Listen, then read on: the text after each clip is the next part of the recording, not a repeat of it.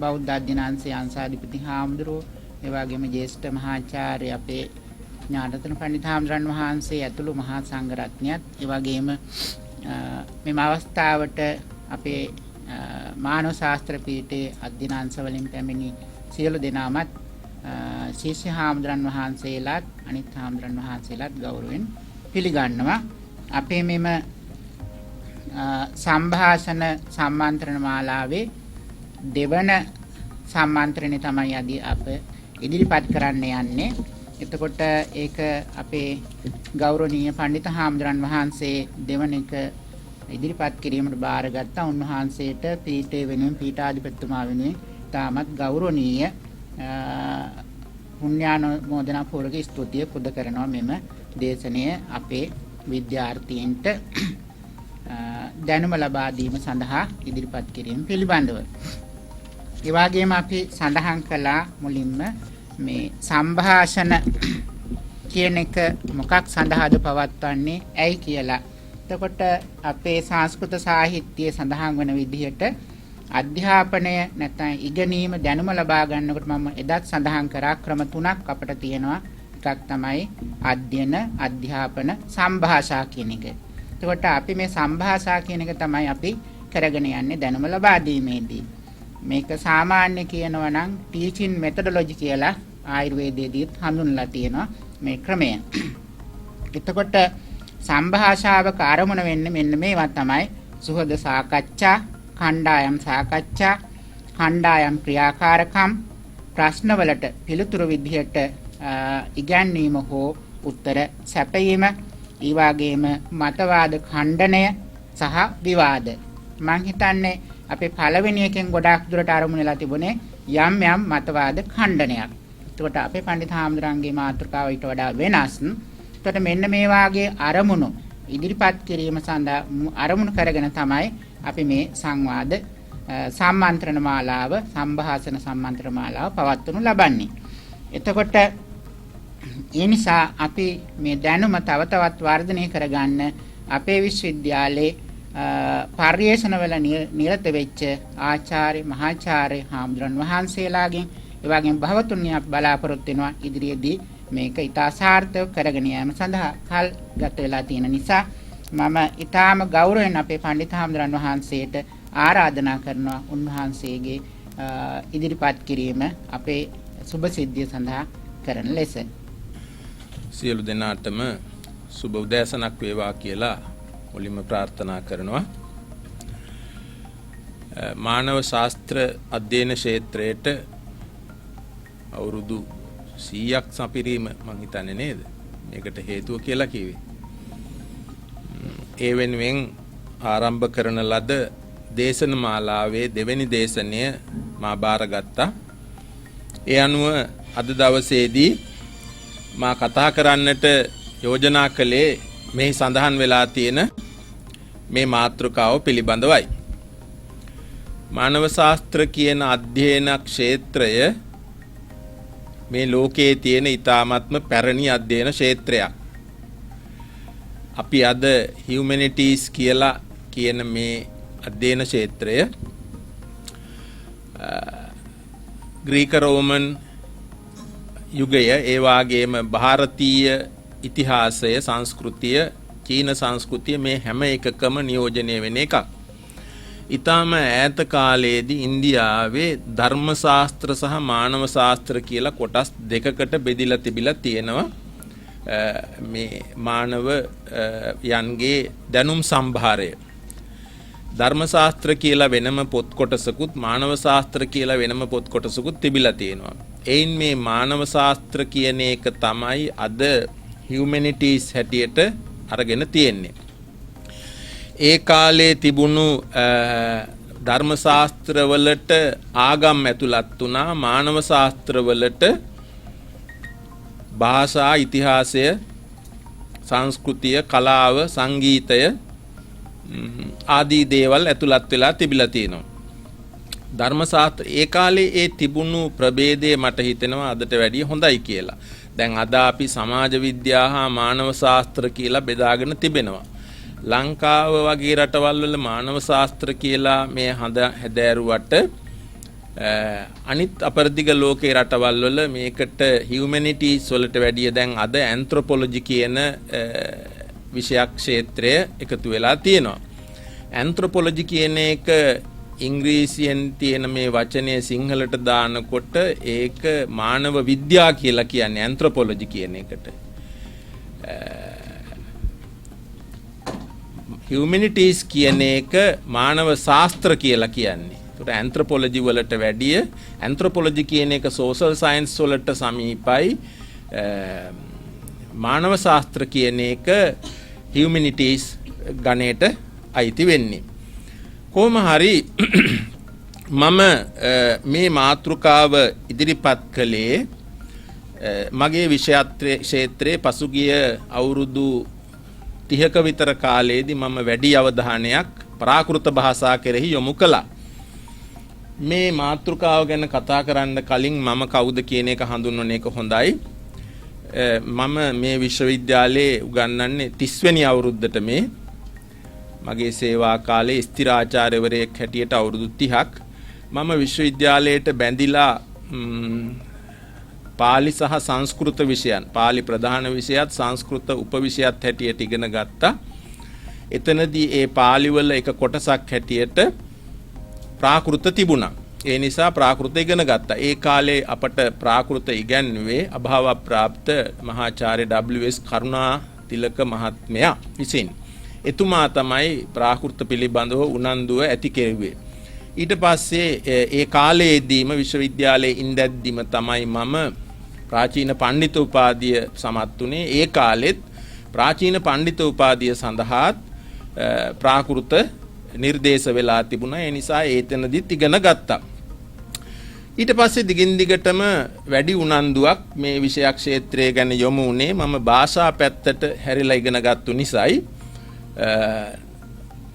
20 වෙනි සතවර්ෂයේ අවසාන අවුරුදු 3 20 වෙනි සතවර්ෂයේ අවසාන අවුරුදු 3 මම ඉන්දියාවේ ගත කළේ දිල්ලිය විශ්වවිද්‍යාලයේ මගේ ආචාර්ය උපාධිය සඳහා අධ්‍යයන කටයුතු කළා.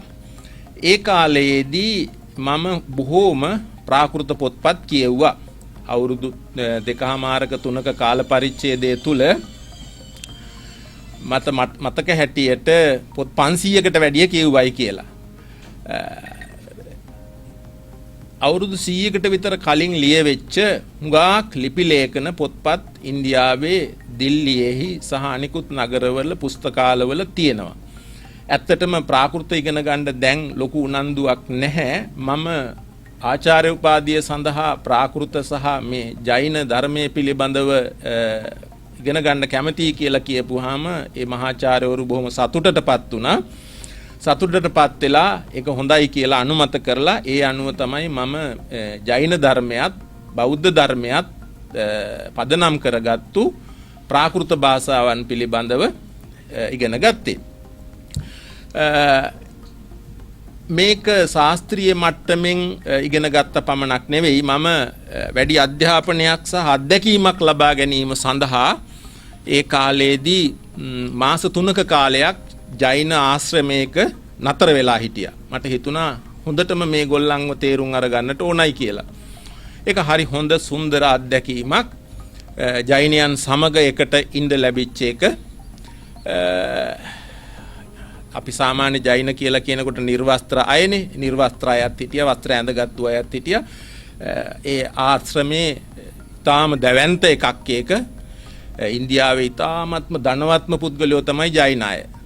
ජෛන ආගමිකයෝ තමයි ධනවත්ම අය. ඔය බිර්ලා කියන අය, බජාජ් ලොකු ප්‍රසිද්ධ නම් තියෙන ව්‍යාපාර ඔක්කොම ජෛන අයගේ. මොකද ඒගොල්ලන් ගොවිතැන් කරන්නේ වෙනත් කර්මාන්ත කරන්නේ නැහැ. සියලු දෙනාම වෙළඳ ව්‍යාපාරිකයෝ. ඒ නිසා ඉන්දියාවේ දැනටත් 2.5%ක් ජෛන අනුගාමිකයෝ ඉන්නවා ජනගහණයෙන්. ඔවුන් ඊ타ත්ම ධනවත් පිරිස. හින්දු අයට කිට්ටු වෙන්නවත් බෑ ඒගොල්ලන් සමග. ඉතින් ඒ අය විසින් හදලා තියෙනවා දැන් වර්තමානයේදී ඊටා විශාල දැවැන්ත ජෛන ආශ්‍රම. ඒ ආශ්‍රමයේ වැටෙන් එහා පැත්තේ ජෛන කාන්තාවන් ශ්‍රාවිකාවන්, මෙහා පැත්තේ ජෛන ශ්‍රාවකයන් හැටියට හිටියේ. මම ශ්‍රාවකයන්ගේ පැත්තේ හිටියා. දැවැන්ත පුස්තකාලයක් තියෙනවා. මේ දැවැන්ත පුස්තකාලය ඒ පුස්තකාලයට පොත් ලැබෙන්නේ දැන් ඔයගොල්ලෝ අහලා තියෙනවා ඉන්දියාවේ තියෙන ලොකුම පොත් සමාගම තමයි මෝතිලාල් බනාරසිදාස්. මෝතිලාල් බනාරසිදාස් ඉන්දියාවේ සහ ලෝකයේ ඊටාම විශාලම පොත් සමාගම. ඒ මෝතිලාල් බනාරසිදාස් කියන එක්කෙනත් ජෛන ශ්‍රාවකයෙක්. ඒ නිසා එයා හැම පොතක්ම ඒගොල්ලෝ මුද්‍රණය කරන සහ මිලට ගන්න සියලුම පොත් වලින් කොපි එකක් අර ලයිබ්‍රරි වලට ජෛනේවට යවනවා. දැවැන්ත පුස්තකාලයකුත් තියෙනවා. ඉතින් ජෛන ආගම හරිම නිහඬ ආගමක්. අපි කියනවා ඒක non violent කියලා. පරම අවිහිංසාවාදී කියලා. බුද්ධ ආගම අපි හඳුන්වන්නේ අවිහිංසාවාදී කියලා. ජෛන ධර්මයේ හඳුන්වන්නේ පරම අවිහිංසාවාදී කියලා. අපි කියන්නේ පාරේ යනකොට නොදැනුවත්ව පෑගුණොත් කරන්න දෙයක් නැහැ. දැන පෑගුවොත් සතෙක් පව් සිද්ධ වෙනවා කියලා. ජෛන ධර්මයට අනුව නොදැනුවත්ව පෑගුවත් පව් සිද්ධ වෙනවයි කියලා කියන්නේ. ඒ නිසා ඒ අය ඒ ජෛන ශ්‍රාවකයෝ හැම කෙනෙක්ම මේ අද අපි මේ කොරෝනා නිසා මුඛවාඩමක් බැඳගෙන ඉන්නා වගේ මුළු ජීවිත කාලයට මේගොල්ලෝ ෆේස් මාස්ක් එකක් දාගෙන ඉන්නේ. හැම කෙනෙක්ම මේ බැක්ටීරියා ආදී ශුද්‍ර ජීවීන් පවා තමන්ගේ මුඛයට ගිහිල්ලා ජීවිතේ හානි කරගනි කියලා. තමන්ගේ කටට වැරදිලා හරි ශුද්‍ර ජීවියෙක් ගියොත් පව් සිද්ධ වෙන්නේ තමන්ට කියලයි ඒගොල්ලන්ගේ කියන්නේ. වතුර පානය කරන්නේ පෙරලම විතරයි. ඊළඟට ඒගොල්ලන්ගේ අතේ තියෙන උපකරණ වලින් එකක් කොස්සක්. හරි පුදුමයි කොහොමද ඉන්නේ කියලා. මෙහෙම කොස්සෙන් අතු ගගා තමයි ඉස්සරහට යන්නේ. අතු ගගා. සත්තු ඉන්නවා නම් මේ පෑගෙයි කියලා ඉවර වෙලා. ඒ ආරාමවල ඉඳදී එළිය මේ මාර්ගවල යනකොට එහෙම කරන්න බෑ. කිසිම කෙනෙක් ඒගොල්ලන් කොළපාට දේවල් කන්නේ නැහැ. මේ එළියේ තියෙන ග්‍රීන් මොනවා හරි දැන් අද අපිට කියන්නේ පුළුවන් තරම් හරිත දේවල් ආහාරයට ගන්න කියලානේ. කිසිම වේලකට දෙන්නේ නැහැ. වියලි දේවල් විතරමයි. හැම ගහක කොළකම ජීවයක් තියෙනවයි කියලා. කොලයක්වත් කන්නේ නැහැ. අපට වඩා ඇත්තටම ඒගොල්ලන් ඒ ප්‍රතිපත්ති ගරුකව ඉන්නවයි කියලා මට හිතුණා. ඉතින් ඔය මුං හරි පරිප්පු හරි කඩල හරි තියෙනවා නම් කණ්ඩ ඒවා වියලි එව්වා පියලි කරලා නැවත පැලවෙන්නේ නැති ඒවා විතරයි උයන්නේ. කිසිම ලෙසකින්වත් කොළ පාටක් උදේටවත් දවල්ටවත් රැටවත් කන්න හම්බෙන්නේ නැහැ. මං 3 මාසයක් හිටියා 3 මාසෙම හම්බුනේ නැහැ. ඒගොල්ලන්ගේත් විකාල භෝජනයේ තියෙනවා. හැබැයි ඒගොල්ලන්ගේ ඉර බහින්න කලින් කන්න ඕන කියලා තියෙන්නේ. අපේ ඉර බහීම 12න් පස්සේ වුණාට ඒගොල්ලන්ගේ ඉර අස්තංගත වීම කියලා හැන්දෑවේ 5 විතර වෙනකොට හැන්දෑවේ ගන්න ආහාරයක් ගත යුතු වෙනවා. ඒක ඒගොල්ලන්ගේ ප්‍රතිපත්තිය. කටුකයි, කටහොරයි, දැඩි වෘත තපස් තියෙනවා. ඒ මම හිටපු අයත් එක්කලා මිත්‍ර වුණා ඒ කාලේ. එක ජෛන සාධුවරයෙක් හිටියා අවුරුදු 66කින් නාලා නැහැ ඇඟ හොදලා නැහැ. අවුරුදු 66කින් එයාට දැන් අවුරුදු 80ක් විතර වයස. කොච්චරද කියලා බලන්න. එතකොට මේ කතා කර ඉන්න අය අතරතුර මෙහෙම කෙස් ගලවනවා. මෙහෙම කතා කර ඉඳෙද්දිත් ගලවනවා. හිස රැවුල් අපි වගේ බාන්නේ නැහැ ස්මූත් විදිහට සබන් ගාලා එහෙම කරන්නේ නැහැ. කතා කර ඉඳද්දි ගලවන හැම මොහොතකම ශරීරයට පීඩාවක් දෙන විදිහට දුක් දෙන විදිහට වද දෙන විදිහට තමයි කටයුතු කරන්නේ. කොණ්ඩේ තැන් වලින් නැහැ. මෙහෙම කතා කර අපිත් එක්කත් කතා කරද්දි මෙහෙම කර ඉන්නේ. ගලවනවා මේ වාති. එතකොට නාන්නේ නැහැ. නමුත් ඉතින් දුගඳක් කියන්න දෙයක් නැහැ. දැන් අපිට තමයි මේ හිතෙන්නේ නෑවේ නැත්තම් වරුවක් ගඳයි කියලා හිතෙන්නේ. ඔවුන් අවුරුදු 60 70 එහෙම නාලා නැහැ. සෙරෙප්පු දෙකක් දාන්නේ නැහැ. එක්කෙනෙක් මට කිව්වා කල්කටාවේ ඉඳලා දිල්ලියට පයින් ආවා කියලා කිව්වා. සෙරෙප්පු දෙකක්වත් නැතුව පයින් යන්නේ. එතකොට දැන් නිර්වස්ත්‍ර නිසා නගරයකින් එහෙම යනකොට ඒගොල්ලන්ගේ අර අනිත් අනුගාමිකයෝ ඇවිල්ලා වටේට යනවා. අර යව ටිකක් නොපෙනෙන විදියට වහං කරගෙන. ඒ වගේ එකක්. ඉතින් ඒ ප්‍රතිපත්ති පිළිබඳවත් ආකල්ප පිළිබඳවත් අවබෝධයක් ලබා ගත්ත විශේෂයෙන්ම ඔවුන්ගේ ධර්ම ශාස්ත්‍ර පිළිබඳව තමයි මම අවධානය යොමු කළේ. ඉතින් ඒ නිසා සහ ඊට පස්සේ මම පසුගිය කාලයේදී මේ ජෛන පොත් මේ පොත පරිවර්තනය කළා උත්තරාධ්‍යයනය කියන එක. මේකේ ගාථා 1645ක් තියෙනවා. පරිච්ඡේද 37ක් මම 30ක් 25ක් මේ 15ක් පරිවර්තනය කරලා තියෙන. මෙතනක් තියෙනවා ගාථා 600ක් විතර. මේ අර්ධ මාගදී කියන ප්‍රාකෘතයෙන් ලියලා තියෙන්නේ. ඊළඟට මේ පොත මේ මාගදී යන අර්ධ මාගදී කියලා මම දැන් මාස කීපයකට කලින් මුද්‍රණය කළා. ඒකෙත් තියෙන්නේ මේ ජෛන භාෂාව ජෛන ආගම ධර්මයේ සහ බෞද්ධ ආගම දර්ශනීය ධර්මයේ පිළිබඳව මේක එකත් ප්‍රාකෘතම තමයි මේ පොත. මේක ශෘංගාර කාව්‍යයක්. සමාජයේ පහළ මට්ටමේ අය විසින් කරන ලද ශෘංගාරාත්මක ප්‍රකාශන. එතකොට ඊළඟට ඔය පසුබිමත් එක්කලා මගේ කතාවට ප්‍රවේශ වෙන්න කැමති. දැන් ಭಾರತೀಯ බෞද්ධ සංස්කෘතිය ජෛන පිටක ග්‍රන්ථ වලින් කොහොමද සනාථ වෙන්නේ කියලා. අපි දන්නවා දැන් ක්‍රිස්තියානි හරි ඉස්ලාම් හරි හින්දු හරි මේ ප්‍රසිද්ධ අනිකුත් ආගම් ගත්තාම විශේෂයෙන් ක්‍රිස්තියානි ධර්මයේ ගත්තාම ඒවා ගැන හරියට මතවාද තියෙනවා. විශ්වාස කරන්න අමාරු දේවල්. ඒවා තහවුරු කරන්නේ විවිධාකාර අපි කියනවා ගොස්පෙල්ස් කියලා. අර මාක් මැතිව් ලූක් ජෝන් කියලා ගොස්පෙල්ස් 4ක් තියෙනවා වර්ග 4ක්. ඒ වයින් තමයි ඒගොල්ලන්ගේ ක්‍රිස්තියානි ධර්මයේ ක්‍රිස්තුස් වහන්සේ විසින් කරන ලද ප්‍රකාශන පිළිබඳව සමාජයේ ඔය ඕල්ඩ් ටෙස්ටමන්ට් නිව් ටෙස්ටමන්ට් හැටියට ඒ වයින් ජනගත වෙලා තියෙන්නේ. ඉතින් ඒ ආගම් එක්කලා ගන්නකොට ඔය ලෝකේ ප්‍රධාන ආගම් එක්කලා ගන්නකොට බුද්ධ ආගම මිනිස්සෙකු විසින් මේ මහ පොළොව තුල දේශනා කරන ලද ධර්මයක්. ජෛන ධර්මය කියලා කියන්නේ මිනිස්සෙකු විසින් මේ මහ පොළොව තුල මත දේශනා කරන ලද ධර්මයක්. පැහැදිලි ඉතිහාසයක් තියෙන අපට ඉන්ද්‍රිය ගෝචර වෙන ආගම් දර්ශන හැටියට මෙව හඳුන්වන්න පුළුවන්කම තියෙනවා. යම් කිසි දෙයක ඉතිහාසයේ හොයනකොට අපි ලේඛනගත සාහිත්‍ය වගේම පුරාවිද්‍යාත්මක තොරතුරු සහ ජනප්‍රවාද ජනකතා ආදී නොයෙකුත් දේවල් පදනම් කරගෙන තමයි ඉතිහාසයක් ගොඩනගන්නේ. බුද්ධ ආගම සහ ජෛන ආගම පිළිබඳව ඉතිහාසයේ ගොඩනගනකොට අපට ජනප්‍රවාද ආදී දේවලුත් නැතුව නෙවෙයි තියෙනවා. නමුත් ප්‍රධාන වශයෙන්ම ඊටාම පැහැදිලි ලේඛනගත ඩොකියුමන්ටරි හිස්ටරි එකක් අපිට තියෙනවා. අපේ සාහිත්‍යයට අපි කියන්නේ ත්‍රිපිටක සාහිත්‍යය කියලා. ජෛනයකට කියන්නේ ජෛන ගණී පිඩක කියලා කියන්නේ. ගණී පිඩක. ජෛනයන්ට ගණ කියලාත් කියනවා. අපිට විතරක් නෙමෙයි ගණ කියන්නේ ඒගොල්ලන්ටත් ගණ කියනවා. මේවා බොහොම පැරණි වචන. පිඩක කියලා කියන්නේ පිටක කියන එකයි ගණී පිඩක කියලා කියනවා. එතකොට මේ අපට බෞද්ධ සංස්කෘතිය අපි මෙච්චර කාලයක් ඉගෙන ගත්තේ ඉගැන්වුවේ පරිහරණය කළේ ත්‍රිපිටකයේ සහ අටුවාවල තියෙන තොරතුරු පදනම් කරගෙනයි.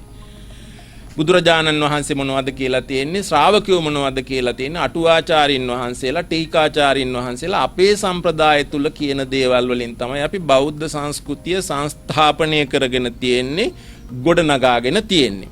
ඒක හරියට එක පැත්තකින් බලලා මේ අපි ඉගෙන ගන්නවා වගේ වැඩක්. අපේ දෘෂ්ටි කෝණයෙන් විතරයි. බෞද්ධ දෘෂ්ටි කෝණයෙන් තමයි අපි බලලා අපේ ඉතිහාසය ගොඩනගාගෙන තියෙන්නේ.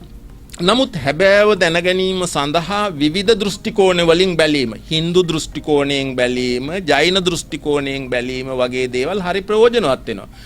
මම කවුද කියන එක මන් දිහා බලලා මටත් තේරුම් ගන්න පුළුවන්. මන් දිහා අනිත් අය බලන ආකාරයත් වැදගත් වෙනවා. සමහර වෙලාවට මට නොදැනෙන නොපෙනෙන දේවල් අනිත් අයට පෙනෙනවා. ඒගොල්ලන්ගේ ප්‍රතිචාරය වැදගත් වෙනවා මට මා පිළිබඳව යම් අවබෝධයක් ලබා ගන්නට. යම් කිසි දෙයක් පිළිබඳව වුණත් එහෙමයි මට පේන හැටියට වැඩිය අනිත් අයට වෙනස් විදිහකට පේන්න පුළුවන්. ඒ නිසා බුද්ධ ආගම දිහා ජෛනයන් බැලුවේ කොහොමද? ජෛන ආගම දිහා බෞද්ධයන් බැලුවේ කොහොමද? බුද්ධ ආගම පිළිබඳව හින්දුන් නැත්නම් බ්‍රාහ්මණයන් බැලුවේ කොහොමද කියන එක අපිට හරි වැදගත් වෙනවා. අපේ ඉතිහාසයේ දිහා බලද්දී අපට තියෙන විවේචනයක් තමයි දැන් පසුගිය සාකච්ඡාවටත් මාතෘකාව වෙච්ච විදිහට අපි අපේ වාර්තාවල් හරිද වැරදිද කියන එක. අපි ගැන ලියාගත්තු වාර්තාවල් තමයි දීප වංශයේ, මහා වංශයේ, දාඨා වංශයේ ආදී වංශ කතාවනුත් අටුවා ටීකා සහ ත්‍රිපිටකය පිළිබඳවත් තියෙන්නේ එහෙමයි. චීනයේ ඉඳලා බලනකොට තේරවාදී බුද්ධ ආගම පේන්නේ ඇදේට. ලංකාවේ ඉඳලා චීන දිහා බලනකොට පේන්නේ මහායාන බුද්ධ ආගම ඇදයි වගේ කියලයි. ඒක ඒ බලන ආකාරය අනුව අපි බලන ලෙන්ස් එක දෘෂ්ටි කෝණය අනුව තමයි එහෙම වෙලා තියෙන්නේ. ඉතින් අපි හිතාගෙන හිටියට අපේ එක හරි කෙලින් කියලා අනිත් අයට පේනවා ඇති අපේ එක ඇදයි කියලා. හැබැයි මේකෙන් අපේ ඇදකුද අපි ඇදද නැද්ද කියන එක හොයන්න නෙමෙයි බලාපොරොත්තු වෙන්නේ. මේ අනිත් අය අපි දැක්ක ආකාරය පිළිබඳව බලන්න. තේරවා අපේ ಭಾರತೀಯ බෞද්ධ සංස්කෘතිය අපිට තියෙනවා ශ්‍රී ලංකා බෞද්ධ සංස්කෘතියක් තියෙනවා ಭಾರತೀಯ බෞද්ධ සංස්කෘතියක් තියෙනවා. බුද්ධ ආගම ලංකාවට ඇවිල්ලා එන්න කලින් අවුරුදු 500ක් හෝ 600ක් ඉන්දියාවේ තමයි තිබුණේ. අවුරුදු 600ක් ඉන්දියාවේ තිබුණේ බුද්ධ ආගම. ලංකාවට ආවේ පළවෙනි සතවර්ෂයේ ක්‍රිස්තු වර්ෂ එකේදී ලේඛනගත වුණේ. ක්‍රිස්තු පූර්ව 3 වෙනි සතවර්ෂයේදී ඒක ගෙනාවා වුණාට එකේ ඉඳලා තමයි අපිට ලේඛනගත ඉතිහාසයක් තියෙන්නේ. එතකොට සාමාන්‍යයෙන් ක්‍රිස්තු වර්ෂ පළවෙනි සතවර්ෂයේ වෙනකොට මුළුමනින්ම වාගේ ඉන්දියානු බෞද්ධ සංස්කෘතිය නොපෙනී යන තත්ත්වයට ඩිසපියර් වෙන මට්ටමට පත් වෙලා තිබුණා. අද තියෙන ස්මාරක පමණයි බොහෝ වෙලාවට තියෙන්නේ. එතකොට ಭಾರತೀಯ බෞද්ධ සංස්කෘතිය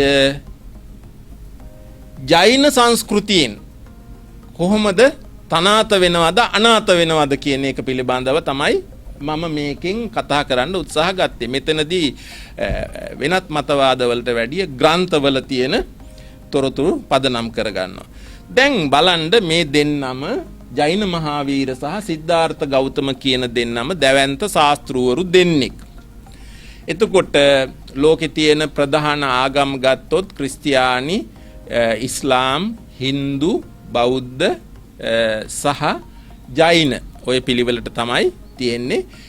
ඒ තරම් අනිත් ඒවා කිට්ටු වෙලා නැහැ. ජෛන මහා මේ දෙන්නගේ කාලවකවානු පිළිබඳ නොයෙකුත් මතවාද තියෙනවා. මහාවීර ක්‍රිස්තු පූර්ව 599 ඉඳලා 527 දක්වා අවුරුදු 72ක් ආයු වින්දනය කරලා තියෙනවා. සිද්ධාර්ථ ගෞතම බුදුරජාණන් වහන්සේ 563 ඉඳලා 483 දක්වා අවුරුදු 80ක් ජීවත් වෙලා තියෙනවා. එතකොට මේ ශාස්ත්‍රූවරු දෙන්න එක කාලේ ඉඳලා තියෙන්නේ. මහාවීර කලින් ඉපදිලා කලින් අභාවයටපත් වෙලා තිනවා. බුදුහාඳුරු පසුව ඉපදිලා පසුව අභාවයට පත් වෙලා තිනවා. කොහොම වුණත් අවම වශයෙන් අවුරුදු 44ක් ජෛන මහාවීරත් බුදුරජාණන් වහන්සේ මේ මහ පොළොව මත එක කාලයක එක ප්‍රදේශයක ජීවත් වෙලා තියෙනවා. අන්න ඒකයි වැදගත්කම. එකම කාලයක එකම ප්‍රදේශයකයි ජීවත් වෙලා තියෙන්නේ. දුරස්තව නෙවෙයි. එහෙම වුණත් මේ ශාස්ත්‍රවරු දෙන්න මේ 40 අවුරුද්ද තුල කිසිම දවසක එකිනෙකාට මුණ ගැහිලා නැහැ. ජෛන ලේඛනවලට අනුවත් මුණ ගැහුණු බවක් සඳහන් වෙන්නේ නැහැ. බෞද්ධ ලේඛනවලට අනුවත් මුණ ගැහුණා කියලා සඳහන් වෙන්නේ නැහැ. හැබැයි ඉහළ මට්ටමින් টොප් ලෙවල් එකෙන් මුණ ගැහුනේ නැති වුණාට අනිත් පහළ මට්ටමේ උදවිය නිතර දෙවේලේ මගතොටදී කන බොනකොට යන්නේනකොට මුණ ගැහිලා කතා බහ කරලා තියෙනවා. වාද විවාද ආදී දේවල් කරලා තියෙනවා. බෞද්ධ අය ඊට අඩු වශයෙන් ජෛන පැත්තට ගිහින් තියෙනවා. මෙහි තරහ වෙලා ගිය අය ඉඳලා තියෙනවා. ජෛන අය බහුතරයක් බෞද්ධ බවට පත් වෙලා තියෙනවා මේ කාලය තුල. දැන් ඔය අපි ප්‍රසිද්ධිය කියන සරියුත් හාමුදුරුවොත් මුලින් නිගණ්ඨනාථ පුත්ත ළඟට ගිහිල්ලා ඉඳලා ආවා කියලා කියන්නේ. මොග්ගල්ලාන හාමුදුරුවොත් ආවා කියලා කියන්නේ. කුණ්ඩලකේසී කියන එක්කෙනා ප්‍රසිද්ධ චරිතයක්නේ. ඒ ජෛන පිලේ හිටපු තර්කයේ සම්බන්ධයෙන් ඉතා ප්‍රවීණ කාන්තාවක් හැටියට සැලකෙන. එහෙ ගිහිල්ලා ඉඳලා ආයෙ ඇවිත් තිනා. ඒ જાතිය චරිත ගොඩාක් තියෙනවා. මම ඔය ප්‍රකට ඒවා කීපයක් විතරයි සඳහන් කළේ. එතකොට එහෙම දෙවෙනි පෙළ පහළ පෙළ මට්ටමේ අය අතර සංഭാෂණ සංවාද ආදී දේවල් සිද්ධ වෙලා තියෙනවා. දැන් හැබැයි බුදුරජාණන් වහන්සේ සිටියදීම මහාවීර අභාවයට පත් වුණු බව අපේ මජ්ක්‍ධිම නිකායේ සඳහන් වෙලා තියෙනවා. ඒකං සමයං භගවා සක්කේසු විහෙරති කපිලවස්තුස්මින්. බුදුහාමුදුරුවෝ කපිලවස්තුවේ ඉන්න දවස්වල කපිලවස්තුවේ වර්තමාන නේපාලයේ එහෙට ගිහිල්ලා ඉඳදී, ඒ කියන්නේ තමන්ගේ මව්බිමට ගිහිල්ලා ඉන්න වෙලාවේ තේනකෝපන සමයේන නිගණ්ඨෝ නාතපුත්තෝ, ඒ කාලේ නාතපුත්ත නිගණ්ඨ පාවායන් අදුනා කාලකතෝ හෝති පාවා නුවරති. එයාටත් කියන්නේ පරිනිර්වාණය කියලාමයි පරිනිර්වාණයටපත් වෙලා තියෙනවා පාවාවේදී. ඒතර මේ පාවාව හුඟක් වෙලාවට පරිනිර්වාණ වලට සෙන්ටර් එකක් බවට පත් වෙලා තියෙනවා. බුදුහාමුදුරන්ට ඇවිල්ලා ශ්‍රාවකයෝ කිව්වා, සරියුත් හාමුදුරුවෝ කිව්වා අන්න මහාවීර අභාවයටපත් වෙලා කියලා. දැන් ඒ වෙනකොට බුද්ධ ආගමට වැඩිය හුඟක් ව්‍යාප්ත වෙච්ච ධර්මයක. ඒකට පොලිටිකල් පවර් එකක් තිබුණා බුද්ධ ආගමට වැඩිය. සමාජය තුලත් තිබුණා ලොකු පිළිගැනීමක්. එතකොට එහෙමද කියලා බුදුහාමුදුරුවෝ ශ්‍රාවකයන්ව ශක්තිමත් කළා. ඊට පස්සේ තමයි කියලා කියනවා ඔය සරියුත් මහරහතන් වහන්සේ සංගීති දසුත්තර කියන සූත්‍ර සකස් කළේ. මොකද දැන් නිගණ්ඨනාථ පුත්ත අභාවයටපත් වෙනකොට ඒගොල්ලන්ගේ කිසිම දෙයක් ඉදිරියට පවත්වාගෙන යන ක්‍රමයක් සංවිධානය වෙලා තිබිලා නැහැ. හේතුවක් හැටියට කියන්නේ දැන් ඒගොල්ලෝ නිගණ්ඨ කියලා කියන එකේ අදහස් කරන්නේ මේ එක ගැටයක් නැත්නම් නූලක්වත් නූල් පොටක්වත් දරන්නේ නැහැ කියන එකනේ. එතකොට ශරීරයේ නූල් පොටක්වත් නැහැ. නූල් පොටකට තරම්වත් ආසාවක් නැහැ කියන එක. නූල් පොටකට තරම්වත් ආසාවක් නැති අය ධර්මය ආරක්ෂා කරගන්නවත් උනන්දුනේ නැහැ කියලා කියන්නේ. ඒ නිසා ඒක සෑහෙන ප්‍රශ්නයක් වුණා. නමුත් පස්සේ කාලේ වෙනකොට ශ්‍රාවකයෝ අපේ වගේම සංවිධානය වෙලා සංගායනා 3-4ක් පවත්වලා තියෙනවා. පාටලීපුත්‍රයේ වලබිහි කියන ප්‍රදේශයේ එහෙම. එතකොට මේ අභාවයේ නිගණ්ඨනාථ පුත්තගේ අභාවයේ 72 වෙනි අවුරුද්දේදී අභාවයටපත් වීම බෞද්ධයන් තැතිගත්තා. අපට මොකක් වෙයිද? We are also disorganized. අපිත් කිසිම සංවිධානයක් නැහැ. බුදුහාඳුරෝ ධර්ම දේශනා කර යනවා. බෞද්ධයන් සංවිධානය වෙන්නට තීරණය කරපු ටර්නින් පොයින්ට් එකක් හැටියට සැලකෙන්නේ මහාවීරගේ අභාවය. ඒක සැලකිල්ලට අරගෙන සංවිධානය වුණා ශ්‍රාවකයෝ. ධර්මයේ රැස් කරගන්නට ඕන කියලා කල්පනා කරා. සංගීති දසුත්තර වගේ අර සංග්‍රහ කරන සූත්‍ර නිර්මාණය වෙන්නට පටන් ගත්තා. ඒක ඊටා වැදගත් දෙයක්. ඊළඟට මම මේ සඳහන් කරලා තියෙන්නේ ජෛන ගණී පිඩක කියලා මේකට කියන්නේ අපේ ත්‍රිපිටක කියන වගේ ගණී පිඩක. පිඩක කියන්නේ පිටක කියන එකේ ප්‍රාකෘත වචනේ සිද්ධාන්ත කියලාත් ඒකට කියනවා. සාමාන්‍යයෙන් ක්‍රිස්තු පූර්ව 3 වෙනි 4 වෙනි සතවර්ෂවලදී කියන්නේ මහාවීර අභාවයටපත් වෙලත් කාලයක් යනකම් මේක සංවිධානය වෙලා තිබුණේ එකතු වෙලා තිබුණේ. දැන් අපේ නම් බුදුහාඳුරු පිරිනිවන් පාලා මාස 3 යනකොටම පළවෙනි සංගායනාව පවත්වලා ඔක්කොම ධර්මයේ ඒක රාශී කළා. මේක අවුරුදු සියවස් 3ක් විතර ගිහින් තියෙනවා. සතවර්ෂ 3-4කට පස්සේ තමයි සමස්තය එකතු කරගෙන තියෙන්නේ. ලේඛනගත වීම ගත්තාම දැන් අපේ ලේඛනගත වෙන්නේ ක්‍රිස්තු වර්ෂ පළවෙනි සතවර්ෂයේ ඉඳලා වලගම්බා රජුරුවන්ගේ කාලේ ක්‍රිස්තු වර්ෂ 756 ඉඳලා 1000 විතර කාලය තුලදී තමයි ජෛන ධර්මයේ ජෛන ත්‍රිපිටකය ලේඛනගත වෙන්න පටන් අරගෙන තියෙන්නේ. එතකොට මේක කතා කරන අතරතුර මම පොඩ්ඩක් ඉතිහාසයට ඊට පොඩ්ඩක් පස්සට යනවා. ආර්යාගමනය කියන්නේ කවුද? ඇයි මේ ජෛන බෞද්ධ කොටසක් බිහි වුණේ? දැවැන්ත හින්දු ඉන්දියාව තුල හින්දුස්ථානය තුල කොහොමද ජෛන බෞද්ධ බිහි වුණේ කියලා. මේ අපේ ඉතිහාසය ගත්තාම ආර්යාගමනය කියලා කියන්නේ මේ ඉන්දියාවේ ඉන්න ජනතාව වර්තමානයේ බහුතරයක් ඉන්දියානුවන් නෙවෙයි පිටින් ආපු අය. ඒක භාෂා ඉතිහාසයෙන් තහවුරු කරන්නේ ඉන්දු යුරෝපීය භාෂා කියලා මේ ලැන්ග්වේජ් ෆැමිලි එකේ ආරම්භයට කියන්නේ ඉන්දු යුරෝපීය ෆැමිලි එක කියලා. ඒක ඔය ඈත පිට ප්‍රදේශයක ඉන්දියාවට හුඟක් බාහිර ජන කොටසක් විසින් ආරම්භ කළා. ඒගොල්ලන් සංක්‍රමණික එඬේර ජීවිත ගත කරපු අය ඒ ප්‍රදේශයේ ඉඳලා ඉරානයට ඇවිත් තියෙනවා. ඒ නිසා දෙවෙනි භාෂා ආදියර හැටියට සැලකෙන්නේ ඉන්දු ඉරානීය භාෂා අවධිය කියලා. ඉන්දු ඉරානීය භාෂා අවධියෙත් තියෙනවා ඔය සරතුස්ත්‍රතුමාගේ දේශනා ආදී දේවල් ලේඛනගත වෙලා තියෙනවා. ඉතා පැරණි එකක්. ඒකත් ඊටාම පැරණි ආගමක්. නමුත් ජනප්‍රිය වුණේ නැහැ, ව්‍යාප්ත වුණේ නැහැ. ඊටාම පුරාණ කාලේ මේ මීහරක් හං 14000ක මම ඉරානයට 6 සැරයක් ගිහිල්ලා තියෙනවා. ඉරානයේ පුස්තකාල මේ මියුසියම් වල තියෙනවා ඒ පරණ ලේඛන මීහරක් හැමේ තමයි ලියලා තියෙන්නේ. ඒවා ඩිපොසිටඩ් තැන්පත් කරලා තියෙනවා. ඒ සරතුස්ත්‍රතුමාගේ ඉගැන්වීම.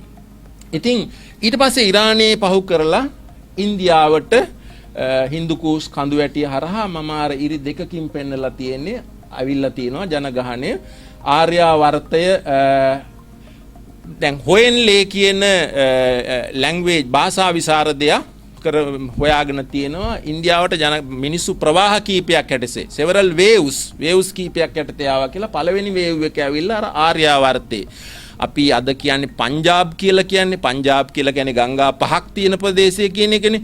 ඒ ප්‍රදේශයේ ඊටාම ශාස්ත්‍රීය මිටියාවතක් එහෙ පදිංචි වුණා. ඊට පස්සේ සෙකන්ඩ් වේව් එක ආපුවාම අරගොල්ලෝ අපි මේ මුල් පදිංචිකාරයෝ උඹලට මෙහෙ ඉන්න දෙන්න බෑ කියලා යවුවා තව ඉස්සරහට. දෙවෙනි වේව් එක තමයි ඇවිල්ලා මේ සොළොස් මහා ජනපදයේ කියලා අපි කියන ප්‍රදේශයේ නෝර්ත් ඊස්ටර්න් ඉන්දියාවල ඒගොල්ලෝ සෙටල් ඩවුන් වෙලා තියෙන්නේ. එතකොට ප්‍රධාන ප්‍රවාහ දෙකයි. අපි සාමාන්‍යයෙන් දැන් මේ අර ආර්යාවර්තයේ තමයි බ්‍රාහ්මින්ස් බමුණන්ගේ ස්ට්‍රෝං හෝල්ඩ් එක හැටියට සැලකෙන්නේ, බල කඳවුර හැටියට සැලකෙන්නේ බ්‍රාහ්මණයන්. අර ආපු උදවිය දීර්ඝ ගමනක අවුරුදු දහස් ගානක ගමනක බොහෝ වෙලාවට ක්‍රිස්තු පූර්ව 3000 ඉඳලා හෝ ක්‍රිස්තු පූර්ව 1500 ඉඳලා ක්‍රිස්තු පූර්ව 1000 විතර දක්වා කාලය තුලදී මේ සංක්‍රමණයේ මයිග්‍රේෂන් එක සිද්ධ වුණා. එතකොට මේ සංක්‍රමණයේදී ඒ හුදෙකලාව මහ දැවැන්ත කාන්තාර පහු කරකින් කඳු හෙල් මිටියාවත් වලින් එනකොට මිනිස්සු ඉර දෙවියෝ වගේ පෙනෙන්න ගත්තා. හඳ දෙවියෝ වගේ පෙනෙන්න ගත්තා. සුළඟ වැස්ස මේවා මත තමයි ජීවිතේ තීරණය වුනේ. ජීවත් වෙනවද නැද්ද කියන එක වැස්සොත් නැත්තම් සැඩ සුළං අණුව අපිට වගේ සිකියුරිටි සිස්ටම් මොකක්වත් තිබුණේ නැහැ, ආරක්ෂාවක් නැහැ.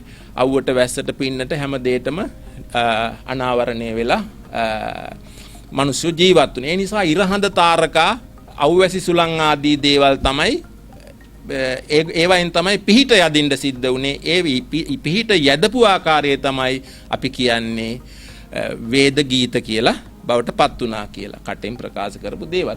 ඒව ඇවිල්ලා මෙහි සෙටල් ඩවුන් වෙලා ලියලා තියන්න පටන් ගත්තා. එතකොට දැන් මේ ආපු කට්ටිය යමක් දන්න කට්ටිය. ඕනම කෙනෙක්ගේ ජීවිතේ සාරවත් වෙනවා සංක්‍රමණය නිසා. තැනින් තැනට රටින් රටට යනකොට බොහෝ අත්දැකීම් එකතු වෙලා එක තැන පල් වෙන ජීවිතයකට වැඩිය දියුණු වෙනවා ජීවිතය. හුඟක් දේවල් දැකගෙන එන්නේ. එතකොට ඒ නිසා ඒගොල්ලෝ දැනුවත් භාවයට පත් වෙලා හිටියා. මෙහි හිටපු මිනිස්සු ස්වදේශිකයන් දියුණු පිරිසක් නෙමෙයි. ඒ නිසා අරගොල්ලන්ට පුළුවන් වුණා බල පරාක්‍රමයෙන් ස්වදේශිකයන්ව මර්ධනය කරන්න.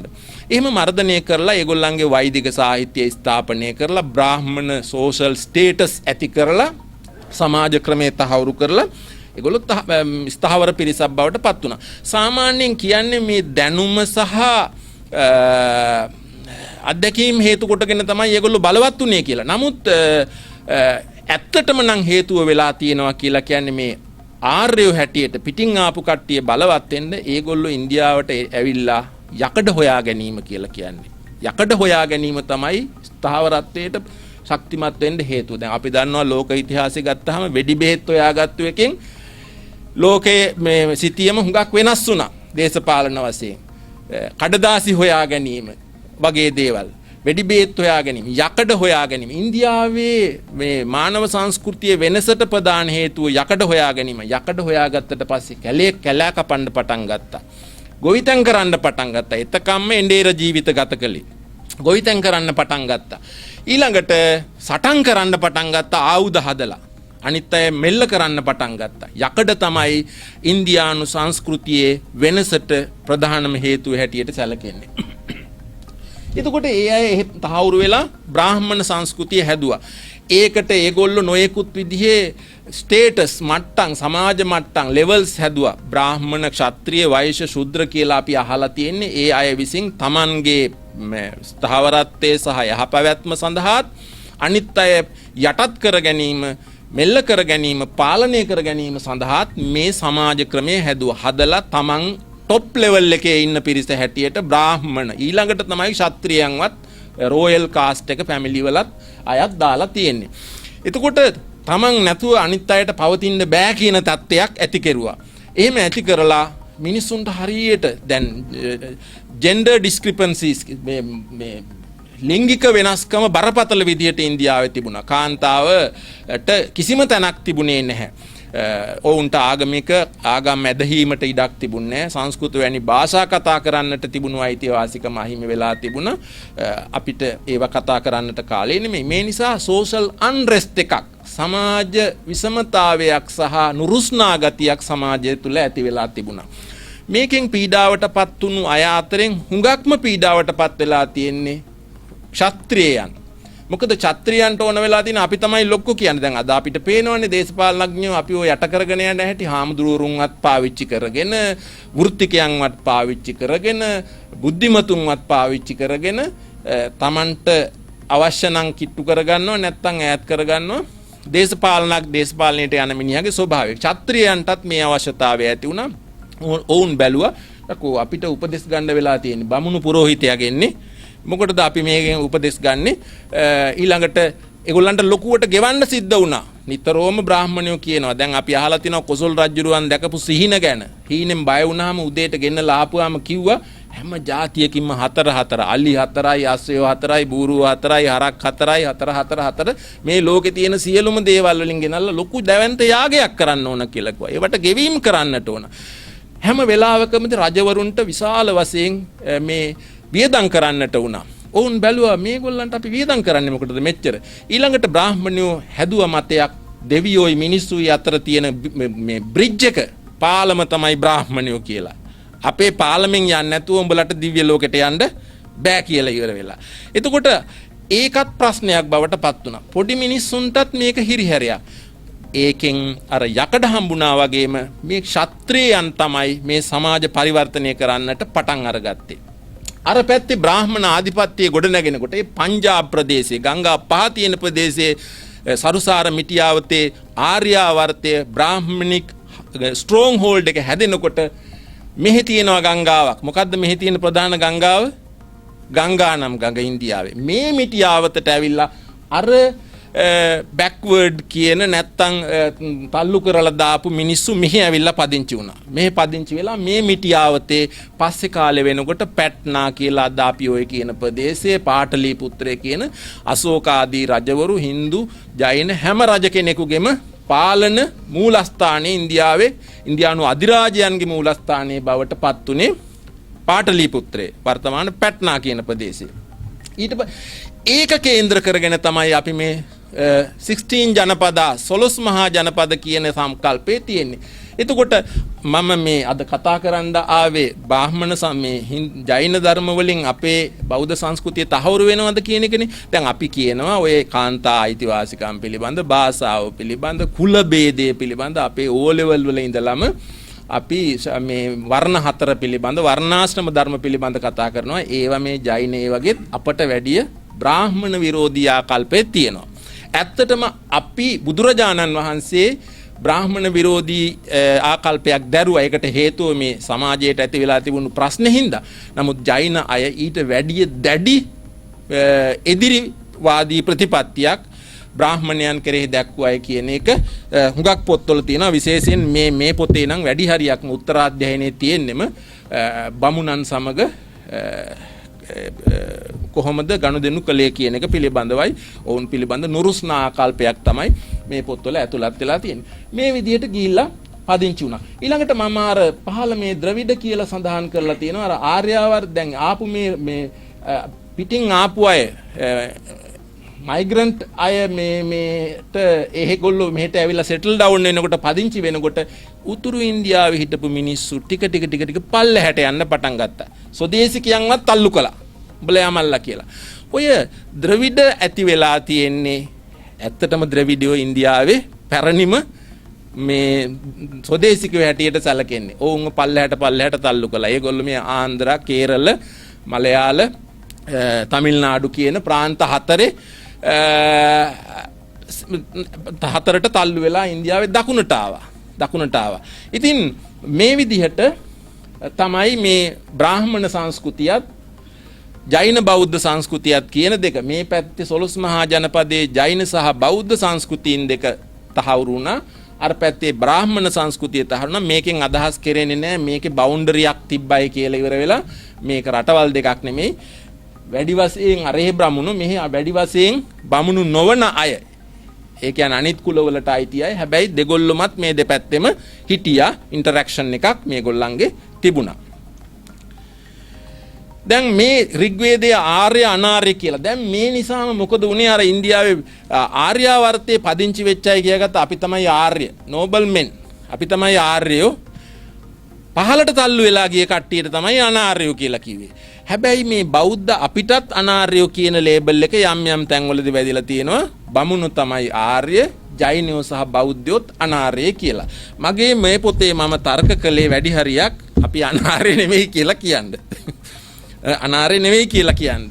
ඇත්තටම ඒක අනාර්ය නෙමෙයි. මොකද ප්‍රාකෘත භාෂාව, පාලි භාෂාව අනාර්ය භාෂාව නෙවෙයි.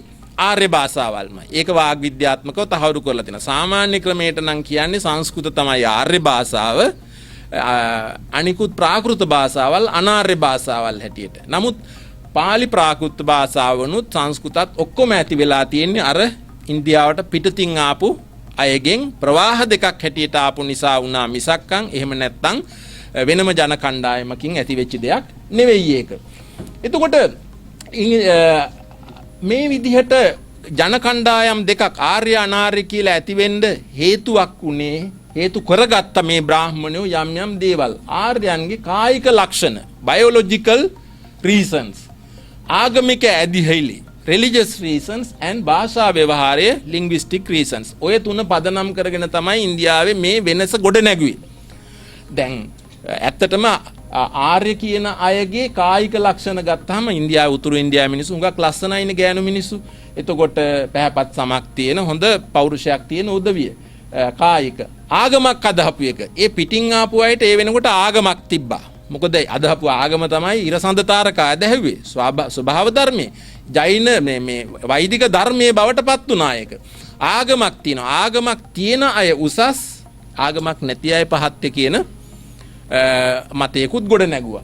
ඊළඟට භාෂා ව්‍යවහාරය සංස්කෘත කතා කරන අය නැත්නම් වෛදික භාෂාව කතා කරන අය ශ්‍රේෂ්ඨය, වෛදික නොවන භාෂා ප්‍රාකෘත භාෂා ආදී දේවල් ද්‍රවිඩ, මලයාල, කන්නඩ ආදී භාෂාවල් කතා කරන අය අනාර්ය කියලා මේක තමයි ක්‍රයිටීරියා එක හැටියට පාවිච්චි කරේ. දැන් අනාර්යයන් අඳුනා ගැනීමේ ලක්ෂණයක් හැටියට කෘෂ්ණ කියන්නේ dark in complexion. හැම කළුයි. දෙබ්‍රෙඩ් මිනිසුන්ගේ දෙමළායගේ ඉතින් කළු පාටනේ ඒගොල්ලෝ ටිකක් ඒව පාවිච්චි කළා. dark complexion හැම කළු වීම. ඊළඟට අනාශක් කියලා කියන්නේ flat nose. නහය පැතලි. හොඳ ලස්සනට නෑ නහය flat nose. නහය පැතලි වෙලා තියෙනවා නම් ඒගොල්ලෝ කුලහීන කියලා.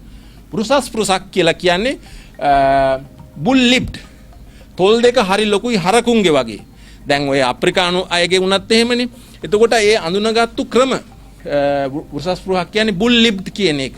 තොල් දෙක හරි විශාලයි. පළල් තොල් තියෙන පළල් නලලක් තිබීමත් ඒක එක ලක්ෂණයක් හැටියට සලකලා තියෙනවා. ඊළඟට අයජ්ජන් යාග නොකරන මිනිස්සු. ඒගොල්ලෝ පහත්. ඊළඟට අකර්තුන් වන්දනා නොකරන මිනිස්සු. දෙවියන් වඳින්නේ නැති අය. ශිෂ්ණ දේවා කියලා කියන්නේ ලිංගය අදහන මිනිස්සු කියලා.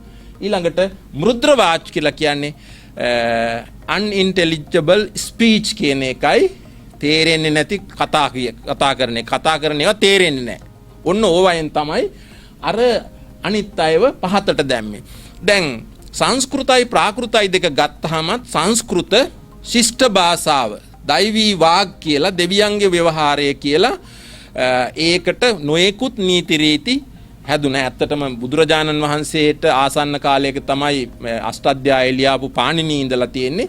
පාණිනීට කලින් යාස්ක හිටියා. යාස්ක යම් දෙයක් ලිව්වා ව්‍යාකරණයක්. ඊට පස්සේ පාණිනී විසින් මේක තහවුරු කළා. පාණිනී සාධාරණ ව්‍යාකරණඥයෙක්. පාණිනීට වැඩිය මේ භාෂාවල් අතර ગેප් එක වැඩි කරපු පුද්ගලයා තමයි ක්‍රිස්තු පූර්ව 150 විතර ඉඳලා තියෙන පතංජලි. පතංජලි තමයි හරියට මේ social discrepancies එකක් හදන්නට භාෂාව පාවිච්චි කරලා තියෙන පුද්ගලයා. එයාගේ මහා භාෂයෙන්. එතකොට මේ විදිහට අර හින්දු ආගම නැත්නම් දෙවියන් ඇදහිීම සංස්කෘත භාෂාව කායික ලක්ෂණ ආදී දේවල් පදනම් කරගෙන පාවිච්චි කරගෙන බ්‍රාහ්මණයන්ගේ වටිනාකම් වැදගත්කම් සම්භාවනීයකම් ඉහළට නගගෙන අනිත් අය පහළට දැම්මා. මේක නිසා අර මං කියාපු ක්ෂත්‍රිය වෛශ්‍ය ශුද්‍ර කියන කුල තුනේම අයත් සමස්ත කාන්තා පක්ෂයත් ඉන්දියාවේ හිටපු අය පීඩාවටපත් වුණා. ඒ නිසා මේ අර නැගෙනහිර ඉන්දියාවට ගිය කට්ටිය එහෙ බලවත් වුණා. දැන් අපි දන්නවා බුදුරජාණන් වහන්සේ ක්ෂත්‍රියෙක්. නිගණ්ඨනාථ පුත්ත බුදුරජාණන් වහන්සේ වගේම ක්ෂත්‍රිය පවුලකින් ආපු බුදුහාඳුරන්ටත් වැඩිය ප්‍රබලයෙක් කෙනෙක් කියා. එයා ඊටාම ප්‍රබල ක්ෂත්‍රිය පවුලකින් මේ පැවිත කෙනෙක්. එතකොට මේ බ්‍රාහ්මණ අධිකාරයට විරුද්ධව දැන් අපි කියන්නේ බුදුහාඳුරු සාරාංශක කල්පලක්ෂයක් පෙරම් පුරාගෙන ඇවිල්ලා පහළ වෙච්ච කෙනෙක් කියලානේ. නමුත් විද්වතුන් අතර මතයක් තියෙනවා බුදුරජාණන් වහන්සේගේ නැගී සිටීම ඉන්දියාවේ බ්‍රාහ්මණයන්ට විරුද්ධව ක්ෂත්‍රියන්ගේ නැගී සිටීමයි කියලා. නිගණ්ඨනාථ පුත්තගේ පහළවීම බ්‍රාහ්මණයන්ට විරුද්ධව ක්ෂත්‍රියන්ගේ නැගී සිටීම කියලා. ඒකේ වරදක් නැත්තේත් නෑ. ඊළඟට බුදුරජාණන් වහන්සේත් උගත් පුද්ගලයෙක්, නිගණ්ඨනාථ පුත්තත් ඊටාම උගත් පුද්ගලයෙක්. ඔවුන් ක්ෂත්‍රිය පවුල් වල හිටපු අය නිසා, සමාජිකයෝ නිසා සංස්කෘත හොඳට දැනගෙන හිටියා. නමුත් බුදුරජාණන් වහන්සේ කිසිම තැනකදී සංස්කෘත භාෂාවෙන් ඉගැන්වුවේ නැහැ. ධර්ම දේශනා කළේ නැහැ. නිගණ්ඨනාථ පුත්තත් කිසිම අවස්ථාවකදී සංස්කෘත භාෂාව පාවිච්චි කළේ නැහැ. ඔහු අර්ධමාගදී කියන ප්‍රාකෘතේ පාවිච්චි කළා. ඒතර මේවායින් පේන්නේ අලුත් ආගම් ඇති වුණා. බ්‍රාහ්මණ ආගමට එරෙහිව අලුත් භාෂාවල් ව්‍යවහාරයට ආවා. සාමාන්‍ය ජනතාවගේ පීඩිත පන්තියේ මිනිසයන්ගේ භාෂාව තමයි ප්‍රාකෘත භාෂාව හැටියට සැලකිලා තියෙන්නේ. ඒකට ව්‍යාකරණයක් තිබිලා නැහැ. දැන් අෂ්ටාධ්‍යායී පාණේ මහා භාෂ්‍ය වගේ ඒවා යාස්ක නිරුක්තිය වගේ දේවල් සංස්කෘතයට ඇති වුණාට ක්‍රිස්තු වර්ෂ පළවෙනි සතවර්ෂයේ වෙනකොටවත් කිසිම ප්‍රාකෘත ව්‍යාකරණයක් ලියවිලා නැහැ. ප්‍රාකෘත භාෂාවට ප්‍රාකෘත කියලා කියන්නේම දැන් සංස්කෘත කියන්නේම සකස් කළ කියන එකනේ. මොඩිෆයිඩ් කියන එකයි. කන්ඩිෂන්ඩ් කියන එකයි සංස්කෘත භාෂාව කියන්නේ. ඒක සකස් කළා ව්‍යාකරණ නීති රීති දාලා. ප්‍රාකෘත කියන්නේ මොඩිෆයි කරපු එක නෙමෙයි, නැචරල් ලැන්ග්වේජ් එක. ස්වාභාවික භාෂාව. ව්‍යාකරණ හැදුවේ නෑ ඒකට. කැමැති විදිහට කතා කරන්න පුළුවන්කම තිබ්බා. අහගෙන ඉන්න කෙනාට තේරෙනවා නම් එච්චරයි. මොනවා කිව්වත් ප්‍රශ්නයක් නැහැ. තේරුම් ගැනීම විතරයි ප්‍රාකෘත භාෂාවල අරමුණ. ඒ නිසා සංස්කෘත එකක් වුණාට ප්‍රාකෘත ಜಾති 60-70ක් තියෙනවා. ඒක ජියෝග්‍රැෆිකල් රීජන් එකෙන් රීජන් එකට, ප්‍රොවින්ස් එකෙන් ප්‍රොවින්ස් එකට වෙනස් වුණා. මේ 12 මහා ජනපදයේ කියන එක ගත්තාම මේ 12-16 තුල හැම තැනකම පොඩි වෙනස්කම් සහිත slightly different languages පාවිච්චි වෙලා තියෙන්නේ. මේවා ඔක්කොම එකතු කරගත්තාම සමස්තය ප්‍රාකෘත. ඒ සමස්තය තුල මහාරාෂ්ට්‍ර, මාගදී, අර්ධමාගදී, මහාරාෂ්ට්‍රී, සෞරසේනී, ලාටි, පාංචාලි, ඩක්කි ඔය විදිහට ප්‍රාකෘත ಜಾති අන්තිමට මේක තමයි අපබ්‍රංශ ප්‍රාකෘතේ. අපබ්‍රංශ වලින් පස්සේ තමයි අපේ සිංහල කියලා කියන්නේ. අපබ්‍රංශ වලින් පස්සේ තමයි හින්දු කියලා කියන්නේ. අපබ්‍රංශ වලින් පස්සේ තමයි මරාටි භාෂාව. අපබ්‍රංශ වලින් පස්සේ තමයි ඒ කියන්නේ අන්තිම ලින්ක් එක අපබ්‍රංශ වලින් පස්සේ තමයි උර්දු. වටපිටාවේ තියෙන ඔක්කොම බෙන්ගෝලි මේ භාෂාවල් ඔක්කොම එතනින් තමයි විහිදිලා යන්නේ. මොඩර්න් ලැන්ග්වේජස් වලට ලින්ග්විස්ටික් හිස්ටරි එකේ තියෙනවා ඕල්ඩ් ඉන්දු ආරියන්, මිඩල් ඉන්දු ආරියන් සහ මොඩර්න් ඉන්දු ආරියන් කියලා ස්තර තුනක් තියෙනවා. මොඩර්න් ඉන්දු ආරියන් එකක් හැටියට අපේ භාෂාව සැලකෙන්නේ. අපේ භාෂාවට කලින් මිඩල් ඉන්දු ආරියන් තිබුණේ. ඒ මිඩල් ඉන්දු ආරියන් නැත්නම් මධ්‍ය ඉන්දු ආරිය භාෂාවල අවසාන පුරුක තමයි අපබ්‍රංශ කියලා කියන්නේ. අද අපි විහිළුවට කියනවා තේරෙන්නේ නැති දේවල් වලට මොන අපබ්‍රංශයක්ද බං කියලානේ කියන්නේ. තේරෙන්නේ නැත්තම් ඒ තේරෙන්නේ නැති ගතිය ඇති වෙලා තියෙන්නේ මේ ප්‍රාකෘතවල තිබුණු ස්වාභාවිකත්වයේ හින්දා. පොඩි මේ වෙනස්කමක් තියෙන. ඒ කියන්නේ දැන් අද නම් අපිට ඕනම ලෝකේ තියෙන භාෂාවක් දැනගන්න sannivedana ක්‍රම තිබ්බට ඒ කාලේ මුණ ගැහුනොත් විතරයි අනිත් කෙනා කොහොමද කතා කරන්න කියන එක තේරුම් ගන්න පුළුවන් උනේ. ඒ පොඩි ප්‍රදේශයක් තුල දලුගම ප්‍රදේශයේ තියෙන භාෂාව සමහර වෙලාවට පෑලියගොඩ අයට තේරෙන්නේ නැති වෙන්න පුළුවන් ඒ කාලේ. sannivedanayak නැහැනේ. ගියොත් විතරයි. ඉතින් ඒ නිසා පොඩි ප්‍රාදේශීය භාෂා රීජනල් ලැන්ග්වේජස් විශාල වශයෙන් ඇති වෙලා තිබුණා. මේ ඉන්දියානු සෙටප් එක පිළිබඳ මම කතා කරන්නේ. එතකොට අපේ මේ අද අපි කියන ඉන්දියානු බෞද්ධ සංස්කෘතිය මේ ලක්ෂණ අපටත් ජෛන අයටත් සාධාරණයි දෙගොල්ලොන්ටම එක වගේමයි ඔය කියන බ්‍රාහ්මණ විරෝධී ආකල්ප තිබිලා තියෙනවා. දැන් ඊළඟට මම කතා කරන්නේ මගේ කාලය ගොඩක්ම ගත වෙලා තියෙනවා මට දුන්නු කාලේ ඉවර වෙලා. මේ මාතෘකාවට ආවෙත් නැති තරම්. ශාස්ත්‍රවරයෙකු හැටියට මහාවීර ගැන කියලා තිනවා. මහාවීරගේ චරිතය ගැන මේ ආයාරංග සූත්‍ර, කල්ප සූත්‍ර, උත්තරාධ්‍යයන, තිලෝකපන්නත්ති, වර්ධමාන චරිත කියන පොත්වල තියෙනවා. ක්‍රිස්තු පූර්ව දැන් බුද්ධ ආගමේ බුදුරජාණන් වහන්සේ පහළ වෙන්නේ බුදුහාමුදුරුවන්ට කලින් හිටපු අන්තිම බුදුහාමුදුරුවෝ පහළ වෙලා කල්ප ගාණක් ගියාට පස්සේ. කල්ප ගාණක් ගියාට පස්සේ තමයි කලින් ශාස්ත්‍ර බුදුහාඳුරන්ට පස්සේ මේ බුදුහාඳුර පහළ වෙන්නේ. මේ බුදුහාඳුරන්ට පස්සේ ඊළඟ එක්කෙනා පහළ වෙන්නේ මෛත්‍රී බුදුහාඳුරොත් කල්ප ගාණක් ගියාට පස්සේ. නමුත් මේ ජෛන අපේ බුදුවරු 28 බුදුවරයන් වහන්සේලා ගැන සඳහන් වෙනවා වගේම ජෛන ආගමේ තියෙනවා 24 තීර්ථංකර කියලා. තීර්ථංකරවරු 24ක්. බුදුවරු වගේ මේගොල්ලන්ගේ තීර්ථංකල ෆෝඩ් මේකර්ස් කියලා කියනවා. තීර්ථංකරවරු 24ක්. 24 වෙනි එක්කෙනා තමයි මේ මහාවීර කියලා කියන්නේ. එයාට කලින් එක්කෙනා පාර්ශ්වනාථ කියලා කියන්නේ. ඒගොල්ලන්ගේ දැන් මහාවීරත් බුද්ධ. එයත් බුද්ධමයි. මහාවීරට කලින් හිටපු බුදුහාමුදුරුවෝ පාර්ශ්වනාථ. හැබැයි එයා ඉඳලා තියෙන ක්‍රිස්තු පූර්ව 750. ක්‍රිස්තු පූර්ව 750. ඊට අවුරුදු 250ක් යනකොට ඊළඟ බුදුවරයා පහළ වෙනවා. ළඟ බුදුවරු පහළ වෙලා තියෙනවා. ඒ නිසා දැන් බුදුරජාණන් වහන්සේ අපේ බුදුහාඳුරුවෝ පහළ වෙනකොටත් ජෛන ධර්මයේ ඉන්දියාවේ තිබිලා තියෙනවා. නිගණ්ඨනාථ පුත්තගේ අම්මයි තාත්තයි දෙන්න අම්මා ත්‍රිශාලා තාත්තා සිද්ධාර්ථ. හරි සිද්ධාර්ථ මේ දෙන්න අර පාර්ශ්වනාථගේ ආපු ඒ ධර්මයේ අදහමින් හිටපු උදවිය හැටියට තමයි සැලකෙන්නේ. එතකොට බුදුරජාණන් වහන්සේ ගැනත් ජෛන පොත්වල සඳහන් වෙලා කියන්නේ නැහැ කෙලින්. නමුත් තියෙනවා බුදුහාමුදුරුවෝ ජෛන ධර්මයේ ප්‍රැක්ටිස් කළාය කියලා. බුදුහාමුදුරුවන්ගේ අත්තකිලමතානුයෝගය ජෛනයන්ගේ මේ භාවිතයක්නේ. ජෛන අය පාවිච්චි කරන්නේ.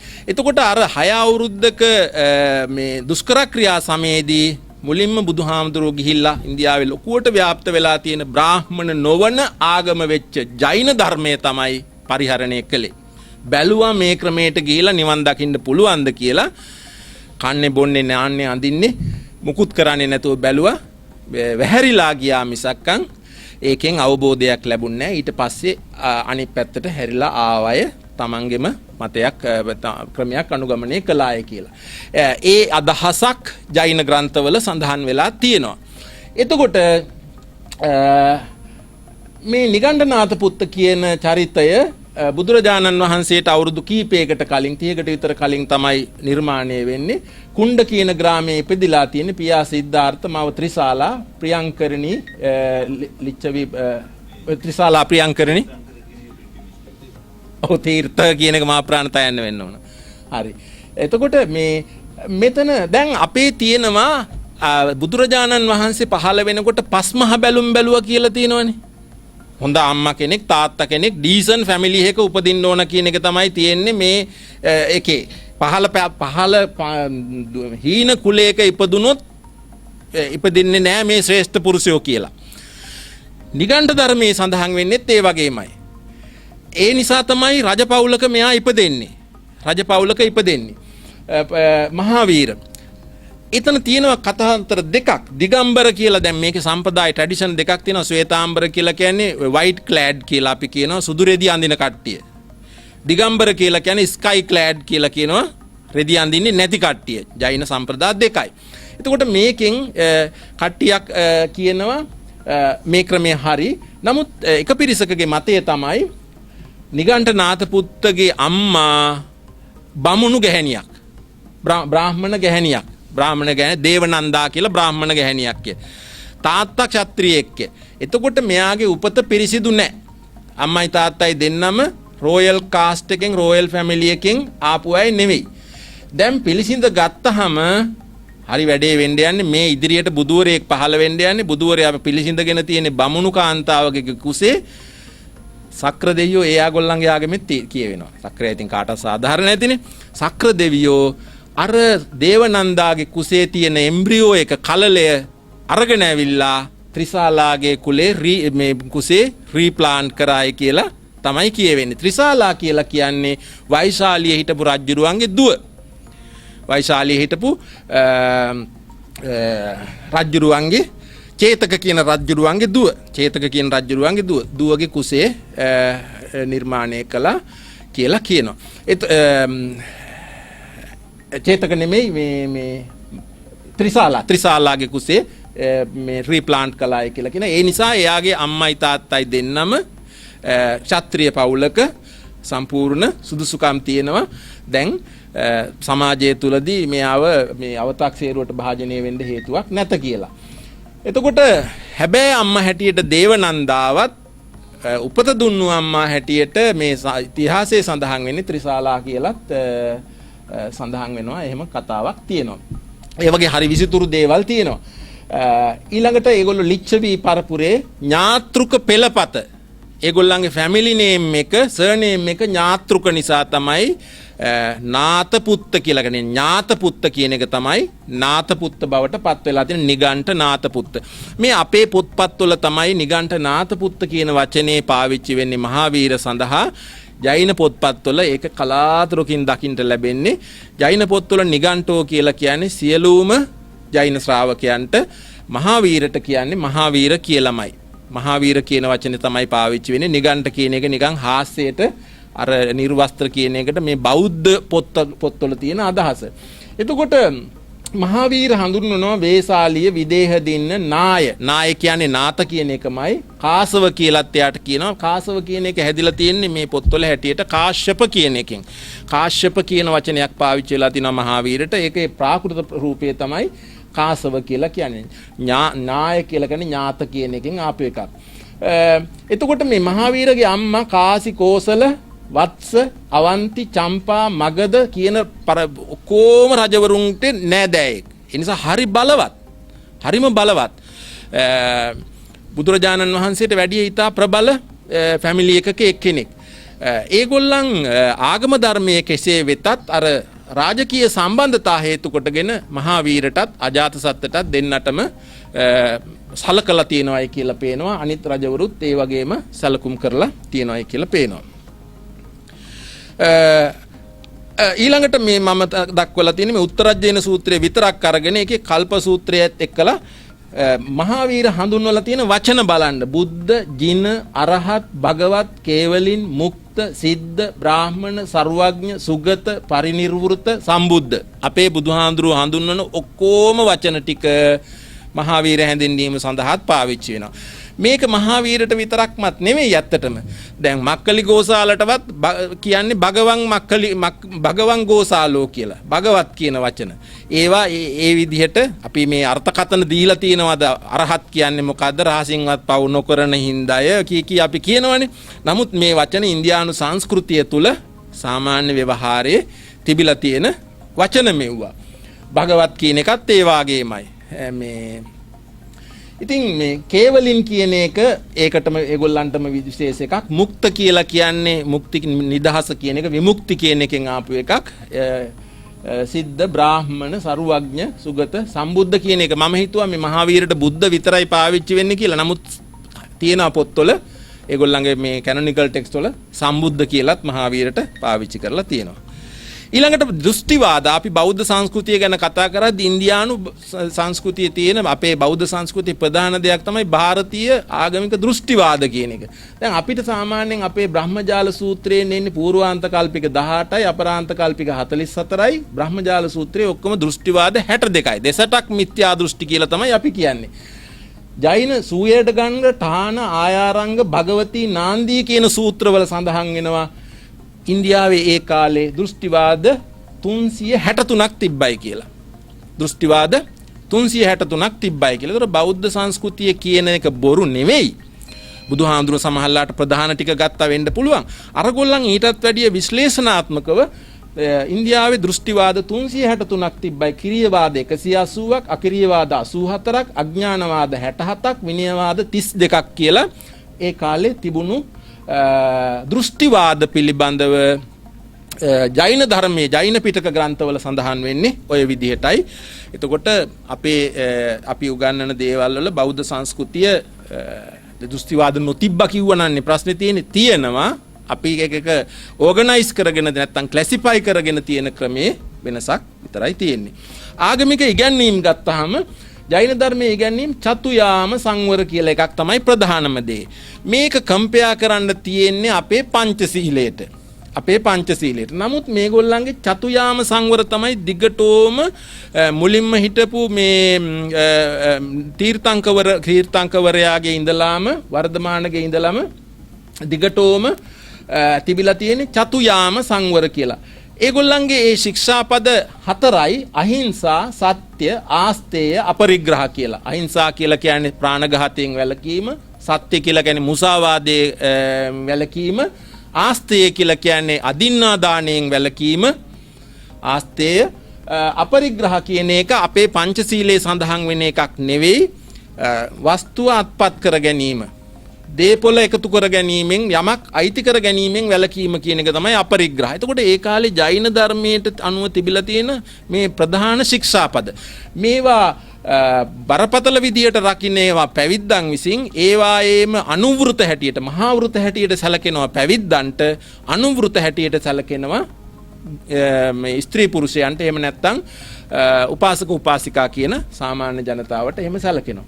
එතකොට ඉතිහාසයේ පුරාවටම චතුයාම සංවරයක් තිබිලා තියෙනවා. හැබැයි මේ ජෛන ධර්මයේ දැන් අපේ බුදුහාමුදුරුවන් බුද්ධ ආගමේ කියන්නේ නැහැ බුදුවරු පහළ වුණාම ධර්මයේ වෙනස් කරනවායි කියලා ඉවර වෙලා. එකම දේ තමයි පරණ පාර අලුතෙන් හොයාගෙන යනවායි කියන එකනේ කියන්නේ. පුරාණං අංජසං කියලා ඉවර වෙලා. එතකොට ජෛන ධර්මයේදී මේ මහාවීර මේ විප්ලවවාදී කෙනෙක් එයා එකතු කරා අර 4ට මේ බ්‍රහ්මචර්ය කියන එකක්. බ්‍රහ්මචර්ය කියන. එතකොට මේ කාලේදී ශික්ෂාපද 5ක් පංචශීලයේ වගේ පංචයාම සංවර කියන එකක් නිර්මාණය වුණා. 5ක් වෙලා තියෙන්නේ ඕකෙන්. දැන් ජෛනයන්ට හරි ප්‍රයෝජනවත්කමක් තියෙනවා. ජෛනයෝ මේ චතුයාමයක් තිබ්බා කියලා දන්නේ නැහැ. ජෛන මහාවීරට කලින් චතුයාමයක් තිබ්බා කියලා. චතුයාම සංවර සීලයක් ගැන සඳහන් වෙන්නේ අපේ දීඝනිකායේ. අපේ දීඝනිකායේ සාමාන්‍ය ඵල සූත්‍රයට අදාළව තමයි චතුයාම ජෛනයන්ගේ චතුයාම සංවරය. ජෛන අය කියනවා අපේ මේ මහාවීරට කලින් තිබිලා තියෙන්නේ චතුයාම සංවරයක්. ඒ බව බෞද්ධයන්ගේ දීඝනිකායේ සඳහන් වෙලා තියෙනවා කියලා. අපේ දීඝනිකායේ. ඒ කියන්නේ අපේ බුදුරජාණන් වහන්සේ ධර්මදේශනා කරනකොට ජෛන ධර්මයේ ඉගැන්වීම් දිහා බලලා තියෙන්නේ මහාවීර කියන දේවල් වලටත් වැඩිය මහාවීරට කලින් හිටපු ශාස්ත්‍රවරු කොහොමද කියලා තියෙන්නේ කියන එක අනුවයි. චතුයාම සංවරයක් තිබිලා තිනවා. මහාවීර මේකට බ්‍රහ්මචර්ය එකතු කරලා සමහර වෙලාවට එයාට මේක එකතු කරන්න බෞද්ධ ආభాෂය හේතු වෙන්න ඇති. අපේ පංචශීලයේ. දැන් මේකේ මේ බ්‍රහ්මචර්ය කියන එකෙන් අදහස් කරන්නේ කාමයේ සුමිච්ඡාචාරා කියන එකයි. එතකොට ඒක මේ අපේ මේ ආචාර ධර්මවල වැදගත්ම අංගයක්. අපිව අමාරුවට වැටෙන, අපිව පිරිහෙන, අපි පෞකාරයෝ බවට පත් වෙන ප්‍රධාන දෙයක්. දැන් පරපණ නැසීම, බොරු කීම, හොරකම් කිරීම අකලා ගත්තාම මේ බ්‍රහ්මචර්ය, කාමයේ වරදවා හැසිරීම කියන එක බරපතල වැරැද්දක් හැටියට සැලකෙන්නේ. අර අපරිග්‍රහ කියලා වස්තුව අත්පත් කර ගැනීම එච්චර බරපතල දෙයක් නෑ. හැබැයි මේ ජෛන ඉගැන්වීම් වල ප්‍රධාන ඉෂුව එකක් හැටියට ගන්නෙ නෑ සුරාමේරේ මජ්ජපමා දට්ටානා කියන එක. ඒක පංචශීලයේ ඒගොල්ලන්ගේ පංචයාම සංවරයට එකතු කරලා නැහැ. ඒක පිළිබඳ කතා වෙන තැන් තියෙනවා සුරාපානය පිළිබඳ. නමුත් බරපතල විදිහට නැහැ.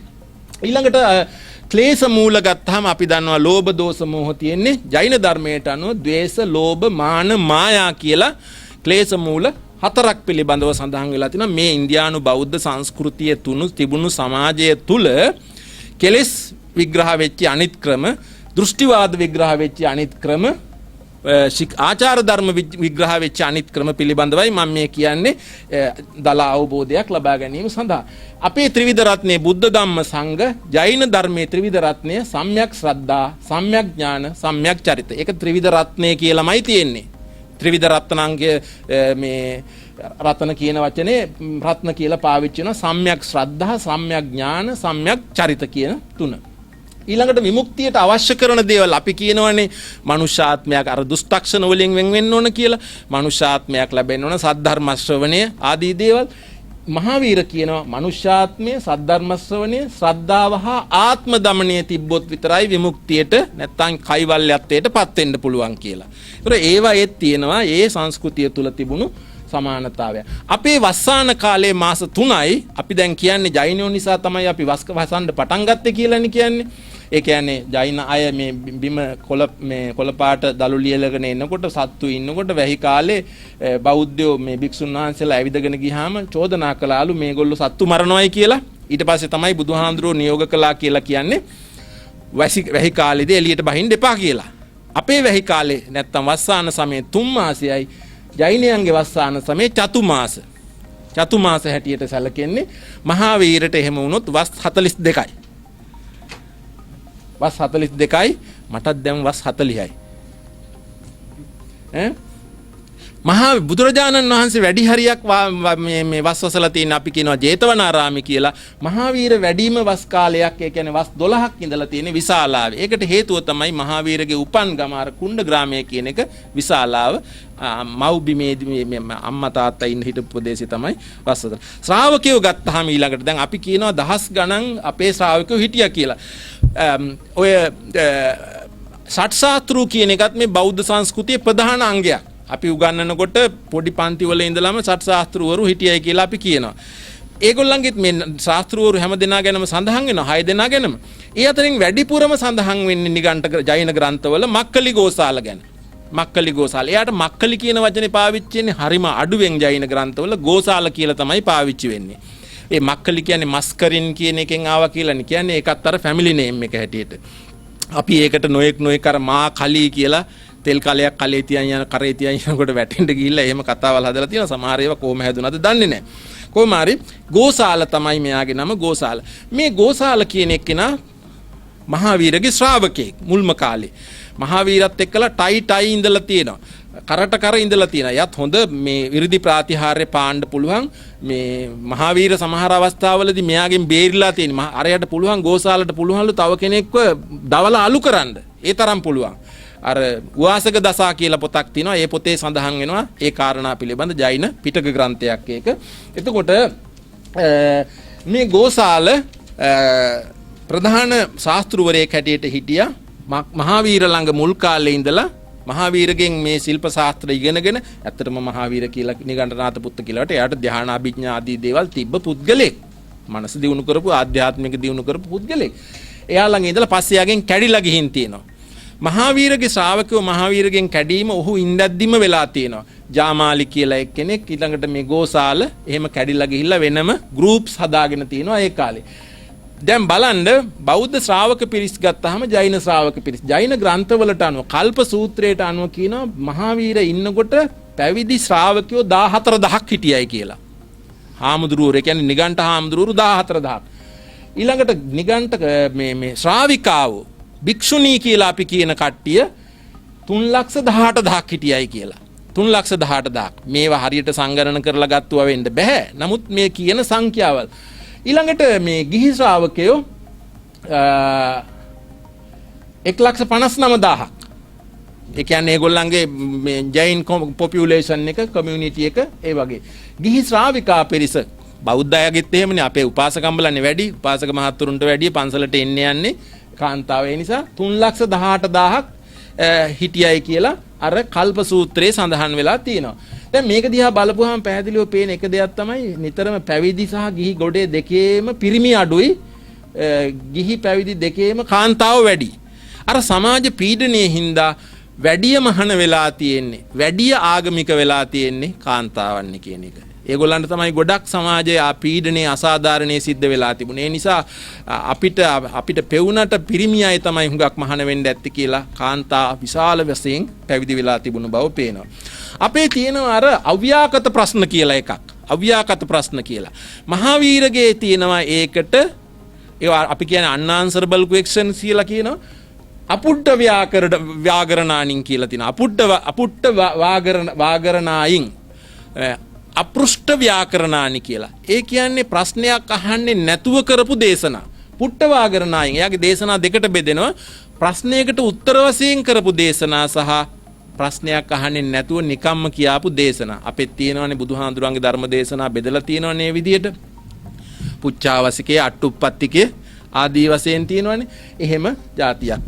මේ සූත්‍රය අපුට්ඨ වාකරණායි හැටියට සැලකෙන්නේ මේක තමයි මහාවීරගේ අන්තිම දේශනාව. මහාවීර අභාවයටපත් වෙන්න ආසන්නයේම කරපු දේ. අපේ බුදුහාමුදුරුවන්ගේ අන්තිමේක හැටියට සාමාන්‍යයෙන් සැලකෙන්නේ මහා පරිනිබ්බාන සූත්‍රයේනේ. නිගණ්ඨනාථ පුත්තගේ අන්තිම දේශනාව හැටියට සැලකෙන්නේ මේ උත්තරාධ්‍යයනේ. දැන් නිගණ්ඨනාථ පුත් අවුරුදු 72ක් ජීවත් වෙලා මරණයටපත් වෙලා තියෙන්නේ දවස් 2කමාරක් වතුරවත් බොන්නේ නැතුව ඉඳලා. එයා දැන් මං ඇති ජීවත් වුණා කියලා කයිවල්යක් ඥාණයටපත් වුණාට පස්සේ දවස් පාවාවට ගිහිල්ලා දවස් 2කමාරක් පැන් පොදක්වත් බොන්නේ නැතුව ඉඳගෙන ඉඳලා තියෙනවා. ඒකෙන්ම එයා අභාවයටපත් වෙලා තියෙනවා. ඒක තමයි ඒගොල්ලන්ගේ ක්‍රමය. දැන් ඒක සුයිසයිඩ් කරගන්නවා වගේ වැඩක්නේ. සුයිසයිඩ් නෙමෙයි එතන තියෙන්නේ. දැන් රහත් වුණාට පස්සේදී මේ ජීවිතය ඕන වෙලාවක නැති කරගන්න පුළුවන් කියන එක. දැන් බෞද්ධ ක්‍රමයට අනුව කෙලෙස් බැඳෙන්නේ මනසෙනේ. කෙලෙස් මනෝබද්ධ හැටියට සැලකෙන්නේ. හිතේ තමයි කෙලෙස් තැම්පත් වෙනවා කියලා කියන්නේ විඥානේ. ජෛන ධර්මයට අනුව ශරීරයේ තමයි මේ මස් ලේවල තමයි කෙලෙස් මේ කෂාය කියලා අපි කියනවා. කෂාය කියලා ජෛන ධර්මයෙන් කියන්නේ ඒවා තැම්පත් වෙන්නේ ශරීරයේ කියලා. දැන් අපි කරන්නේ මනස එක්තැන් කරලා මනස කොන්ට්‍රෝල් කරලා අපි මේ කෙලස් ප්‍රහාණය කරන්නට උත්සාහ ගන්න. හිත හදාගෙන ඒගොල්ලෝ ශරීරය පෙළලා ශරීරය තවලා පීඩාවටපත් කරලා මේ ශරීරයේ බැඳිලා තියෙන කෙලස් අයින් කිරීම. එතකොට ශරීරයට පෙළීම කෙලස් අයින් කිරීමේ ව්‍යාපෘතියේ කොටසක්. යම් කිසි කෙනෙක් කණ්ඩ දෙන්නේ නැතුව වතුර බොන්නේ නැතුව නාන්නේ නැතුව ගල් තලාවක නිදාගෙන පයින් ගිහිල්ලා දුක් විඳලා ඉර අවුව දිහා බලන් ඉඳලා ගිනි ගොඩක් ළඟට වෙලා ඉඳලා මේ ශරීරයට පීඩා කරලා ඒකෙන් මරණයටපත් වුණොත් ඒක සුයිසයිඩ් එකක් හැටියට සැලකෙන්නේ නැහැ. ඒක දිව්‍ය ලෝකේ නැත්තම් මේ විමුක්තිය ලබා ගන්නට දරපු ව්‍යායාමයේ කොටසක් හැටියට තමයි සැලකෙන්නේ. එහෙම කරපු තරමට තමයි කර්මක්ෂය වෙන්නේ කියලා කියන්නේ. මම අර කියාපු සාරිපුත්ත මොග්ගල්ලාන කුණ්ඩලකේසි උපාලි මේගොල්ලෝ ජෛන සමාගමේ ඉඳලා බුද්ධ ආගමට ආපු අය හැටියට සැලකෙනවා. දේශපාලනික සම්බන්ධතා පිළිබඳව තියෙනවා. අපේ බුද්ධ ආගමේ බෞද්ධ සංස්කෘතියේ ප්‍රධාන දෙයක් බිම්බිසාර, කෝසල, අජාතසත්ත, එතකොට සුද්ධෝදන ආදී ප්‍රධාන චරිත තියෙනවනේ. මේ දැන් ඒව අතරින් බිම්බිසාර කියන එක්කෙනාට ඉන්දියාවේ මේ ජෛන ධර්මයේ බිම්බිසාර කියලා කොහෙවත් සඳහන් වෙන්නේ නැහැ. බිම්බිසාර කෙනෙක් නැහැ. ජෛන ධර්මයේ බිම්බිසාරට කියන්නේ ශ්‍රේණික කියලා. ශ්‍රේණික කියලා තමයි කියන්නේ. ශ්‍රේණික කියලා. දැන් අපි අපේ බිම්බිසාර හඳුන්වනකොට තියෙනවා සේනියෝ බිම්බිසාරෝ කියලානේ කියන්නේ සේනියෝ බිම්බිසාරෝ කියලා. ඒ සේනිය කියන එක තමයි ශ්‍රේණික කියලා කියන්නේ. ඒගොල්ලෝ ශ්‍රේණික කියලා සේනික කියලා ශ්‍රේ කියලා කියන්නේ නැහැ. සේනික කියලා කියන්නේ. ඒක මේ විසර්ගයේ නැහැ. රකාරාංශේ නැහැ. සේනික කියලා. එතකොට කූනික කියලා කියන්නේ අජාතසත්තට. දැන් අපේ කොහේවත් අපි අජාතසත්තට කූනික කියලා කියන්නේ නැහැ. කූනික ඒගොල්ලන්ගේ නිගණ්ඨ පොත්වල බිම්බිසාර කෙනෙකුත් නැහැ, අජාතසත්ත කෙනෙකුත් නැහැ. ඒගොල්ලන්ගේ පොත්වල තියෙන්නේ ශ්‍රේණික කෙනෙක් සහ කූනික කෙනෙක් පිළිබඳවයි. සේනික කියලා කියන්නේ සේනිය කියන එක අපිට අඳුන ගන්න පුළුවන්. කූනික කියන එක අඳුන ගන්න බෑ. අජාතසත්තට ගාවන්න පාහන්න පුළුවන් කමක් නැහැ කූනික කියන එක. එතකොට කූනික කියන එක හැදුනේ කොහොමද කියන එක බලපුවා මම හොයලා බැලුවා. කූනික කියලා කියන්නේ අරන කූනික කියන්නේ මොකද? කූනික කියලා කියන්නේ තුවාලෙටලු. තුවාලයකට තමයි කූනික කියලා කියන්නේ. අහලා තියෙනවද අර අජාතසත්ත තමන්ගේ පියාව හිරගත කරලා මැරුවනේ නේද? බිම්බිසාර රජුරුවන්ව හිරගත කරලා කණ්ඩ නොදී තියලා මැරුවා. නමුත් ඊට කලින් වතාවකදී කතාවක් තියෙනවා මේ බෞද්ධ සාහිත්‍යයේ මේ අජාසත්ත පුංචි කාලයේදී එයාගේ කකුලේ අතේ ගෙඩියක් හැදුන අය. ගෙඩිය හැදුනහම මේ ගෙඩියෙන් මේ ළමයා දරුවා වේදනාවෙන් කෑ ගහනකොට බිම්බිසාර රජුරුව මේ ළමයා නලවන්න උත්සාහ ගත්තා. ගෙඩිය තියෙන හිඳ කියලා ගෙඩිය කටේ දාගෙන ගෙඩිය තියෙන ඇඟිල්ල කටේ දාගෙන හිටියා කියලා අපේ අටුවා කතාවක් තියෙනවා. එතකොට එහෙම ඉඳද්දි මේ ගෙඩිය ඇඟිල්ලේ තිබුණු ගෙඩිය පුපුරලා සැරව පිට වුණාය. ළමයාට ඇහැරෙයි කියලා සැරව ටික එළියට දැම්මේ නැහැ. සැරව ටික ගිල්ලයි කියලා. ඒ තරම් ආදරෙන් තමයි අජාතසත්තව හැදුවයි කියලා කියන්නේ. එහෙම කරපු එක තමයි මේ තමන්ගේ තාත්තට කණ්ඩ බොණ්ඩ නොදී රාජ්‍ය බලය ලබා ගැනීම සඳහා පිතෘ ඝාතනය සිද්ධ කළේ කියලා තියෙනවා. අන්න ඒ ඇඟිල්ලේ තියෙන ගෙඩියක් ඇඟිල්ලේ තිබ්බ හින්දා ඇඟිල්ලේ තුවාලයක් තිබ්බ හින්දා තමයිලු මෙයාට කූනික කියන නම වැටිලා තියෙනවායි කියලා කියන්නේ. අජාත සත්ත්ව ගැන පිළිබඳ තේරවාදී මේ අපේ බෞද්ධ සහ නිගණ්ඨ පොත් මේ යයින පොත්වල තියෙන මතවාද දෙකක් තියෙනවා, අදහස් දෙකක් තියෙනවා. ඇත්තට මේක හරි මේ හුඟක් මේ බිම්බිසාර ගැන ගොඩක් විස්තර නැහැ. අජාසත්ත්ව ගැන හරියට තියෙනවා. දැන් බිම්බිසාර රජුරවන්ට දරුවෝ ඉඳලා තියෙනවා අභය, මේඝ කුමාර, හල්ල, විහල්ල, විශාල, නන්දිසේන කියලා කට්ටියක්. අජාතසත්තත් නැත්තම් කූනිකත් ඒ අතර එක්කෙනෙක්. අජාතසත්තගේ අම්මා තාත්තා හැටියට සැලකෙන්නේ බිම්බිසාර රජුරුවෝයි මහා නිගණ්ඨ ජෛන පොත්වල තියෙන්නේ චෙල්ලනා කියලා කාන්තාවක්. චෙල්ලනා කියන කාන්තාව තමයි බිම්බිසාර රජුරුවන්ගේ මේ අජාතසත්තගේ අම්මා තාත්තා. දීඝනිකායේ තියෙන්නේ බිම්බිසාර රජුරුවෝයි කෝසල දේවී කියලා. කෝසල දේවී කියලා. මේ වෙනස්කම් තියෙන තැන්. එතකොට මේකේ ලොකු බරපතල ප්‍රශ්නයක් නැහැ.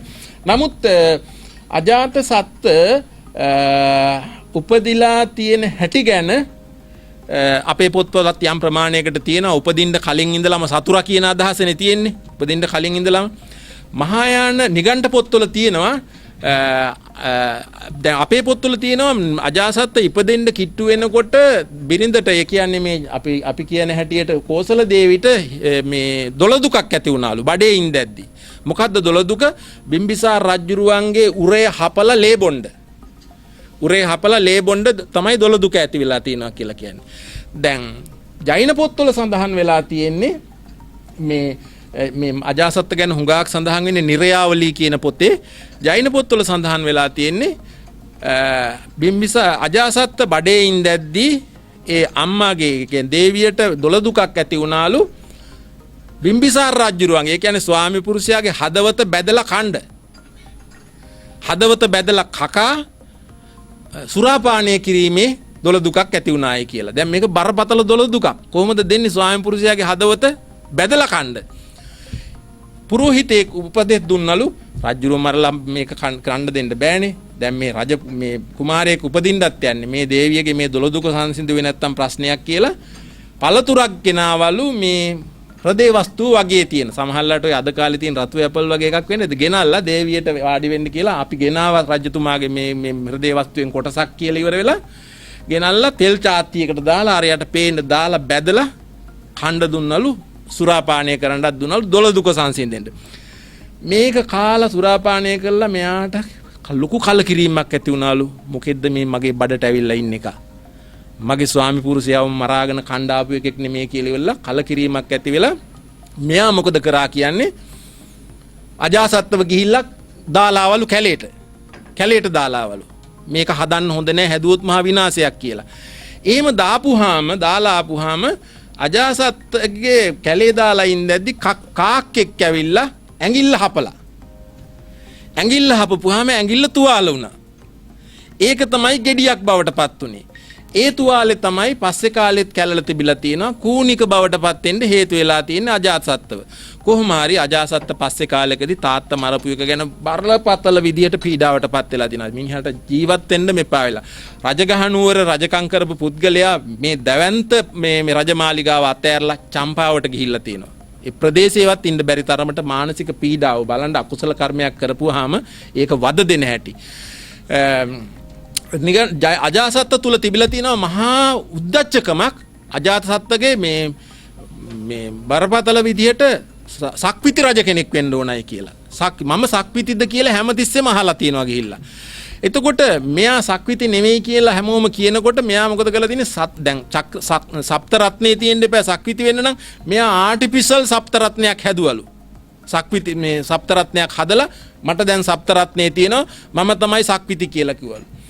දැන් බුද්ධ ආගමේ ජෛන ආගමේ මෙයාගේ අභාවයෙන් පස්සේ අජාසත්තට මොකද වෙන්නේ? පිතෘ ඝාතකයාට මොකද වෙන්නේ කියන එක ගත්තාම බුද්ධ ආගමේ කියන්නේ අජාසත්ත ඇවිල්ලා ඉවර වෙලා අර සාමාන්‍ය ඵල සූත්‍රයේ මහලා රාත්‍රියේ බුදුහාඳුරන්ගෙන් බණ අහලා බෞද්ධයෙක් වුණාය.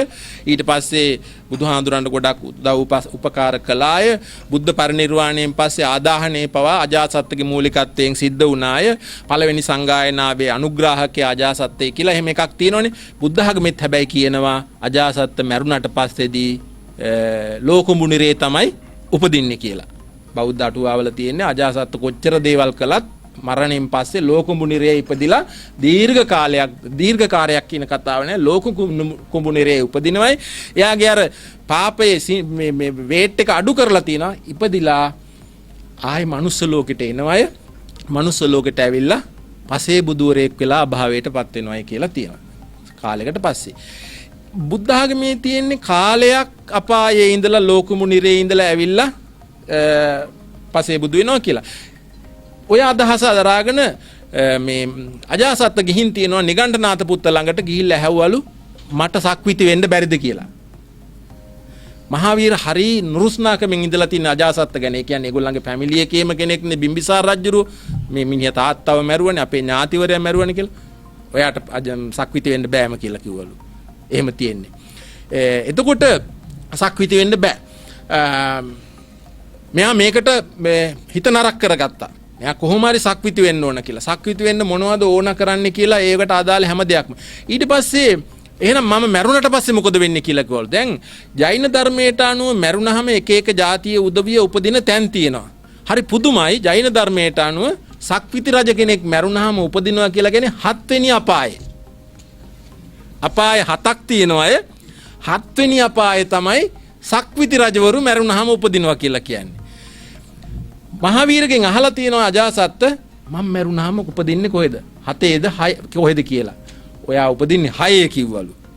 6 කිව්වලු. 7ට වැඩිය 6 නරක එකක් හැටියට. මොකද එකක් හේතුව 7 උපදින්නේ සක්විති වෙලා හිටපු අය අපායට ගියාම. මෙයා සක්විති වෙලා නැහනේ. සක්විති වෙලා නැති අය අපායට ගියාම උපදින්නේ 6 කියලා කිව්වලු. ඒත් මෙයා සක්විති නෙවෙයි කියන එක ඒකෙනුත් ඇඟ වුණා. ඊට පස්සේ මෙයා ජෛන ධර්මයට අනුව තියෙන්නේ මෙයා සක්විති වෙන්න ඕන කියලා. ඊට පස්සේ පටන් ගත්තලු මම මේ මහ පොළොව ඔක්කොම අල්ලනවා කියලා යුද්ධ කර ගියාම ඉවරද කාලේ. එහෙනම් ඉවර කරමු. හරි. එහෙම ගියාම ඊට පස්සේදී එයාව එක්තරා දේවතාවියක් විසින් මරණයටපත් කළා කියලා සඳහන් වෙලා තියෙනවා. මේ පිතෘඝාතකයා සහ මේ විදිහට දිග්විජයෙහි යෙදීම හේතු කොටගෙන කියලා තියෙනවා. ඉතින් හුඟක් රජවරු මේ ජෛන ධර්මයට අනුග්‍රහ දක්වලා තියෙනවා කියන එක. ඊළඟට කෙටියෙන් කියන්නම් තව එක වැදගත් දෙයක් භූගෝලීය බෙදීම්. දැන් අපේ තියෙනවා 12 මහා ජනපද කියලා එකක් අපි කියනවා අංග මගධ කාසි කෝසල වජ්ජි මල්ල චේදි කුරු පන්සාල මේ විදිහට 16ක් තියෙනවා. ජෛන භගවතී සූත්‍රයේ සඳහන් වෙලා තියෙනවා ඒ කාලේ මේ ජනපද ගැන අංග බංග මගධ මතය මල්ලා අච්ච වච්ච කොච්ච රාද ලාද බජ්ජි මෝලි කාසි කෝසල අවහ සම්බුක්කාර කියලා තමයි ඒගොල්ලන්ගේ 12 මහා ජනපදයේ සඳහන් වෙලා තියෙන්නේ. මේ ජෛන භගවතී සූත්‍රයට අනුව 16ක් තිබිලා තියෙනවා. හැබැයි නම් වල පොඩි වෙනස්කම් තියෙනවා. ඒකට එහෙම වෙන්න පුළුවන්. එහෙම වෙන්න පුළුවන්. මොකද අපි කියන නමට වැඩිය වෙනස් නමක් ඒගොල්ලෝ පාවිච්චි කරලා තිනවා. මහාවීර වැඩි හරියෙන් ඉඳලා තිනවා ලාද කියන එක ලාට කියන එක කියලා කියන්නේ. විජය කුමාරයත් මෙහෙට ආවා කියනවා නෙහේ ඉඳලා. ලාට කියන්නේ වෙස්ට් බෙන්ගෝල් කියලා කියනවා. ඒ පැත්තට ගිහින් තිනවා. බුද්ධ ආගමේ පැත්තට ගිහිල්ලා නැහැ. ඊළඟට දැන් අනිත් කාරණේ තමයි අපේම අංගුත්තර නිකායේ 12 මහා ජනපදයක් ගැන කියද්දි දීඝ නිකායේ අස්සක අවන්ති ගන්ධාර කාම්බෝජ කියන 4 නැහැ. දීඝ නිකායේ ජනපද ලැයිස්තුවේ තියෙන්නේ 12ක් විතරයි. 12ක් විතරයි. 4ක් නැහැ. මොකද මේ 4ක් එතකොට නැතුව ගියේ. දීඝ නිකායට නැතුව ගිහිල්ලා අංගුත්තර නිකායේ අර විදිහට තියෙන්නේ. මේකට හේතුව මම හුඟක් මේ ගැන මේ ඉගෙන ගත්තා හොයලා බැලුවා. ඇත්තටම මේකේ මේ 12 මහා ජනපද වලින් මේ අතහැරලා තියෙන අවන්ති අස්සක අවන්ති ගන්ධාර කාම්බෝජ කියන 4 සලකලා තියෙන පච්චන්ත දේශ හැටියට. පච්චන්ත දේශ කියන්නේ රිමෝට් ඒරියාස් කියන එකනේ දුරස්ත ප්‍රදේශ කියන එක. මගේ කියවීමට අනුව බුදුරජාණන් වහන්සේ මේ ප්‍රාන්ත මේ ජනපද 4ට ගිහිල්ලා නැහැ කවදාවත් කියන එක. අර 12 මහා ජනපදයෙන් අනිත් තැන් වලට ගිහිල්ලා බුදුහාඳුරෝ කරපු දේශනා තියෙනවා. මේ එක එක සූත්‍රයේ අහවල් තැන් වල කියලා.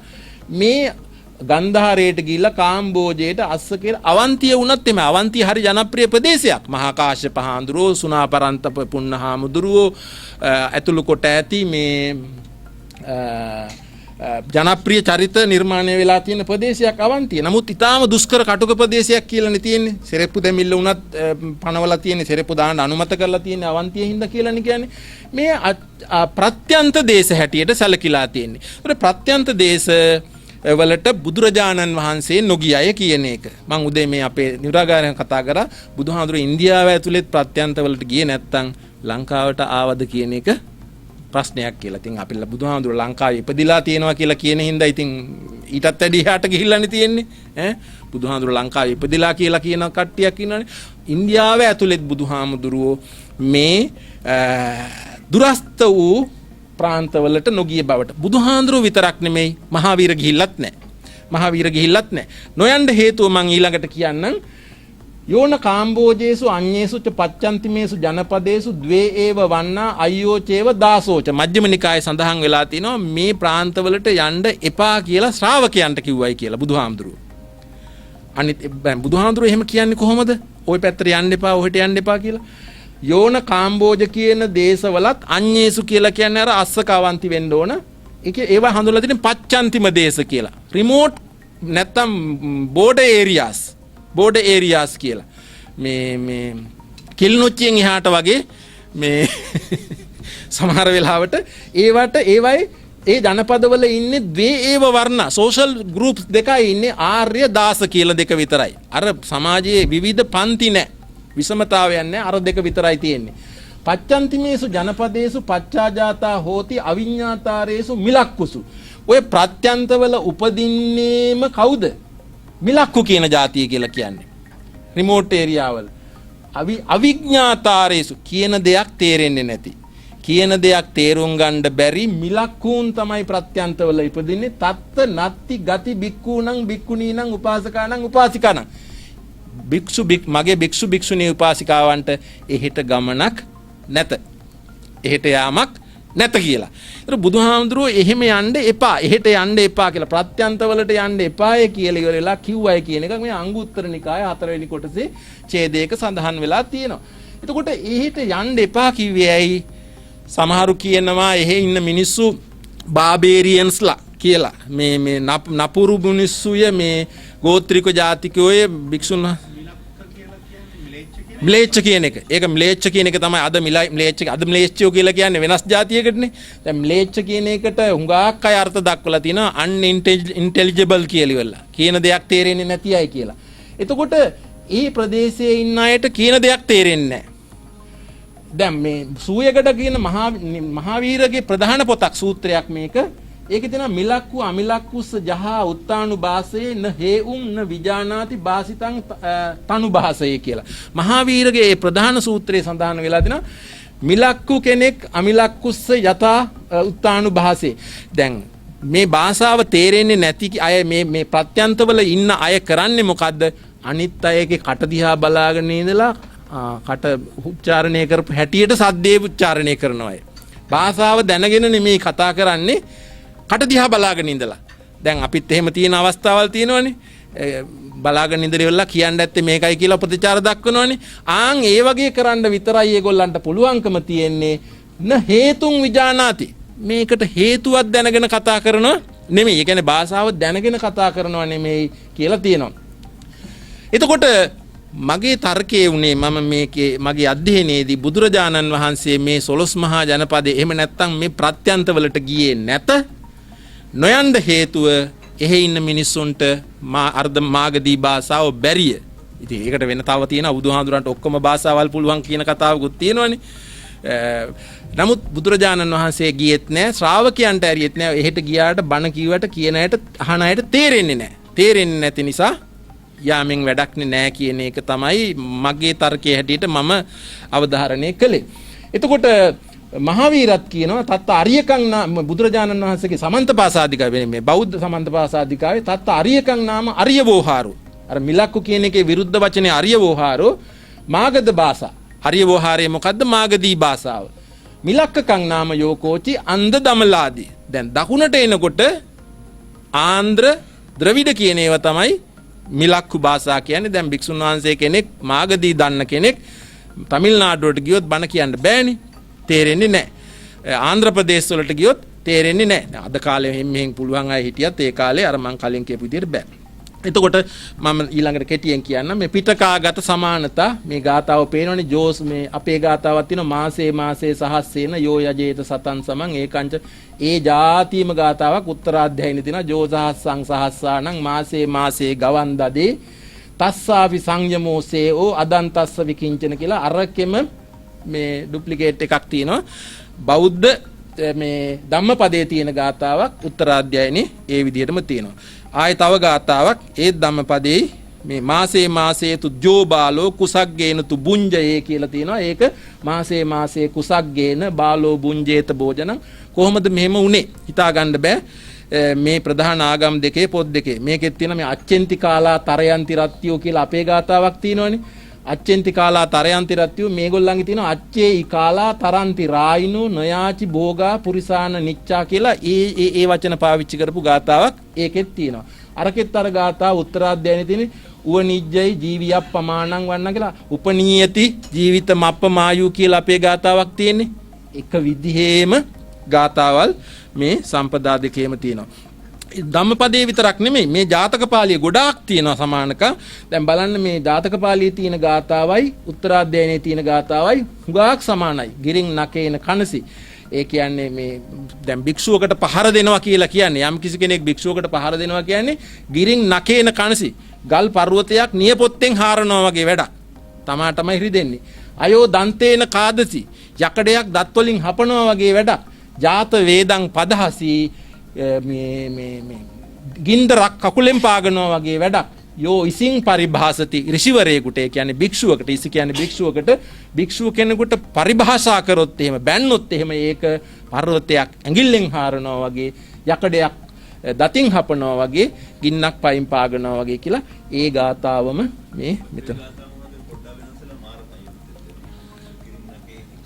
ඔව් හුඟක් තැන්වල තියෙනවා කියලා මට හිතෙනවා මට මේ අහුවෙච්ච ඊළඟට මේ භික්ෂු ජීවිතය ගැන අවසාන කොටස මගේ මේ හුඟක් මේ තියෙන්නේ ආචාර ධර්ම ගත්තාම ජෛන ආචාර ධර්මයි අපේ ආචාර ධර්මයි හරියට සමානයි අර නග්න භාවයේ සහ ආහාර ප්‍රතිපදාවාදී දේවල් වලදී හැර භික්ෂුවගේ බෞද්ධ භික්ෂුවයි ගුරුවරුන් විසින් ආමන්ත්‍රණය කළ කල්ලි කිසිදා නිස්සබ්දව නොසිටින්න ප්‍රසාද හෝ නියෝග ලැබීම සඳහා ගුරුවරයා වෙත සමදාම යන්න කියන තේරුම එකේ තියෙන්නේ ශිෂ්‍යයා විමසූ කල ගුරු ශිෂ්‍ය හින්දා මම මේ දෙක ගත්තේ දැන් ශිෂ්‍යයාට කරන්න තියෙන දේවල් උඩින් කිව්වා ගුරුවරයෙක් කතා කරොත් නිස්සද්දව ඉන්න එපා ළඟට යන්න මොනවද කෙරෙන්න ඕන කියලා අහන්න ශිෂ්‍යයා ගුරුවරයා කරන්න ඕන ශිෂ්‍යයෙක් මොනවා හරි ඇහුවොත් විමසූ කල සාවද්‍ය දෑ නොකියන්න ශිෂ්‍යයෙක් මොනවා හරි ප්‍රශ්නයක් ඇහුවොත් දන්නේ නැත්නම් බොරු කියන්න එපා. නිරර්ථක හෝ හිංසාකාරී දේවල් කියන්න එපා. ආත්මාර්ථකාමී දේවල් කියන්නත් එපා. ඕනෑමට වැඩිය පරාර්ථකාමී දේවල් කියන්නත් එපා. ආත්මාර්ථ පරාර්ථ දෙකට මැද්දෙන් යන දේවල් කියන්නත් එපා. මොනවා කියන්නද කියලා හිතා ගන්න බෑ. එහෙම කියලා. එන්නේ ගුරුවරයා විසින් ශිෂ්‍යයාට. ඊළඟට කුසගින්නෙන් ශරීරයේ දුර්වල වුණත් කොච්චර දුර්වල වුණත් අදිෂ්ඨානශීලී භික්ෂුව එළවලු කපන්නේ නැත එළවලු කප්පවන්නේ නැත කවදාවත් කෑම උයාගෙන කන්නේ නැත එතකොට මේ ප්‍රතිපදාව භික්ෂු ප්‍රතිපදාව උයලා කන කෙනෙක් නෙවෙයි මේ ಭಾರತೀಯ භික්ෂුව කියලා කියන්නේ උයලා කන කෙනෙක් නෙවෙයි කියන එක ඊළඟට මේ මරණ ಜಾති දෙකක් ගැන සඳහන් වෙනවා ජෛන ධර්මයේ එකක් අකාම මරණය අනිත් එක කාම මරණය කාල මරණ නොකා මරණ කියලාත් අපි තියෙනවානේ ඒගොල්ලන්ගේ තියෙන්නේ අකමැත්තෙන් වන මරණය සහ කැමැත්තෙන් වන මරණය කියලා. අපිට මේ දෙකම භුක්ති විඳින්න පුළුවන් කියලා. මේකෙන් මොකද්ද හොඳ? කැමැත්තෙන් වෙන මරණයද අකමැත්තෙන් වෙන මරණයද? කැමැත්තෙන් වෙන මරණය හොඳයි. අකමැත්තෙන් වෙන මරණය කියන්නේ මරණයට සූදානම් වෙන්නේ නැතුව ජොලි කර ඉඳලා මැරෙන්න ගියාම අකමැත්තෙන් මැරෙන්න වෙන්නේ. කැමැති නෑනේ මැරෙන්න එතකොට ඉන්නනේ කැමැති. කැමැත්තෙන් මරණය කියලා කියන්නේ මැරෙන්න සූදානම්. ඕන වෙලාවක මැරෙන්න සූදානම්. ප්ලෑන් කරගෙන ඉන්නේ ඕන වෙලාවක මැරෙන්න. එයා මැරෙන්නේ කැමැත්තෙන්. ඒ නිසා ජෛන ධර්මයේ අවධාරණය කරනවා අකාම මරණය, කාම මරණය හොඳයි කියලා. හරි. එහෙනම් ඔච්චරයි. ඊළඟට මේ අන්තිම එක ලක්දිව සබදතා ගැනත් ජෛන පොත්වල සඳහන් වෙනවා. පණ්ඩුකාභය රජුරුවන්ගේ කාලේ ලංකාවේ ජෛන ධර්මයේ තිබ්බයි කියලා. ජෛන පොත්පත් ගණනාවකම තියෙනවා පණ්ඩුකාභය රජුරුවන්ගේ කාලේ ජෛන ධර්මයේ තිබ්බා කියලා. රාවණ රජුරුවන්ගේ කාලෙත් තිබ්බයි කියන කතාවක් තියෙනවා. විජයාගමණයට පෙර එනම් මහාවීරයෙන්වත් කලින් යක්ෂ රාක්ෂස කියලා ලංකාවේ හිටපු ගෝත්‍රිකයෝ ජෛනෝයේ කියලා හරිවංශ පුරාණයේ පෞම චරියු කියලා. ඒ කියන්නේ පදුම චරිත කියන එක පොතෙත් ඒවා මේ ඒගොල්ලන්ගේ ජෛන ග්‍රන්ථ හැටියට සැලකෙන්නේ. ලංකාවේ අපි කියන මේ යක්ෂ නාග ගෝත්‍රිකයෝ ඒ කාලේ ආගමික පුරුෂයෝය ඔවුන් ජෛනයන්ය කියලා තමයි ඒගොල්ලන්ගේ පොත්වල තියෙන. ඒක හරි වැදගත්. මං හිතන්නේ මෙහෙ එච්චර ආවරණේ අනාවරණේ වෙලා නැහැ. ලංකාවේ ත්‍රිකූට ගිරියේ කිෂ්කින්ධාවේ කොහෙද කිෂ්කින්ධා කියලා එකක් තියෙන්නේ? ඒක තමයි ලංකාවේ තියෙන තැනක්. ත්‍රිකූට ගිරිය කිෂ්කින්ධාවේ රාවණ විසින් සකීය බිරිඳ මන්දෝදරී, රාවණගේ භාර්යාව මන්දෝදරීලු මන්දෝදරී නමින් පන්සලක්, ජෛන පන්සලක් හදලා තිබුණයි කියලා රාවණ රජුරෝ විසින් තමන්ගේ බිරිඳ මන්දෝදරී සඳහා ජෛන පන්සලක් හදලා තිබුණා කියලා ජෛන ග්‍රන්ථව සඳහන් වෙනවා. ඊළඟ ලංකාවෙන් ගෙන ගිය පාර්ශවගේ ප්‍රතිමාවක් තේජපුර කියන ගුහාවක තිබුණයි කියලා මේ හරිසේනගේ බෘහස් කතාවේ සඳහන් වෙලා තියෙනවා. එතකොට ජෛන සබදතා අපි බුද්ධ ආගම හඳුන්වා දෙන්න කලින් ලංකාවේ හුඟක් ජෛන ධර්මයේ ව්‍යාප්තව තිබුණයි කියන එක මේකෙන් කියන්නේ. බොහොම ස්තුතියි.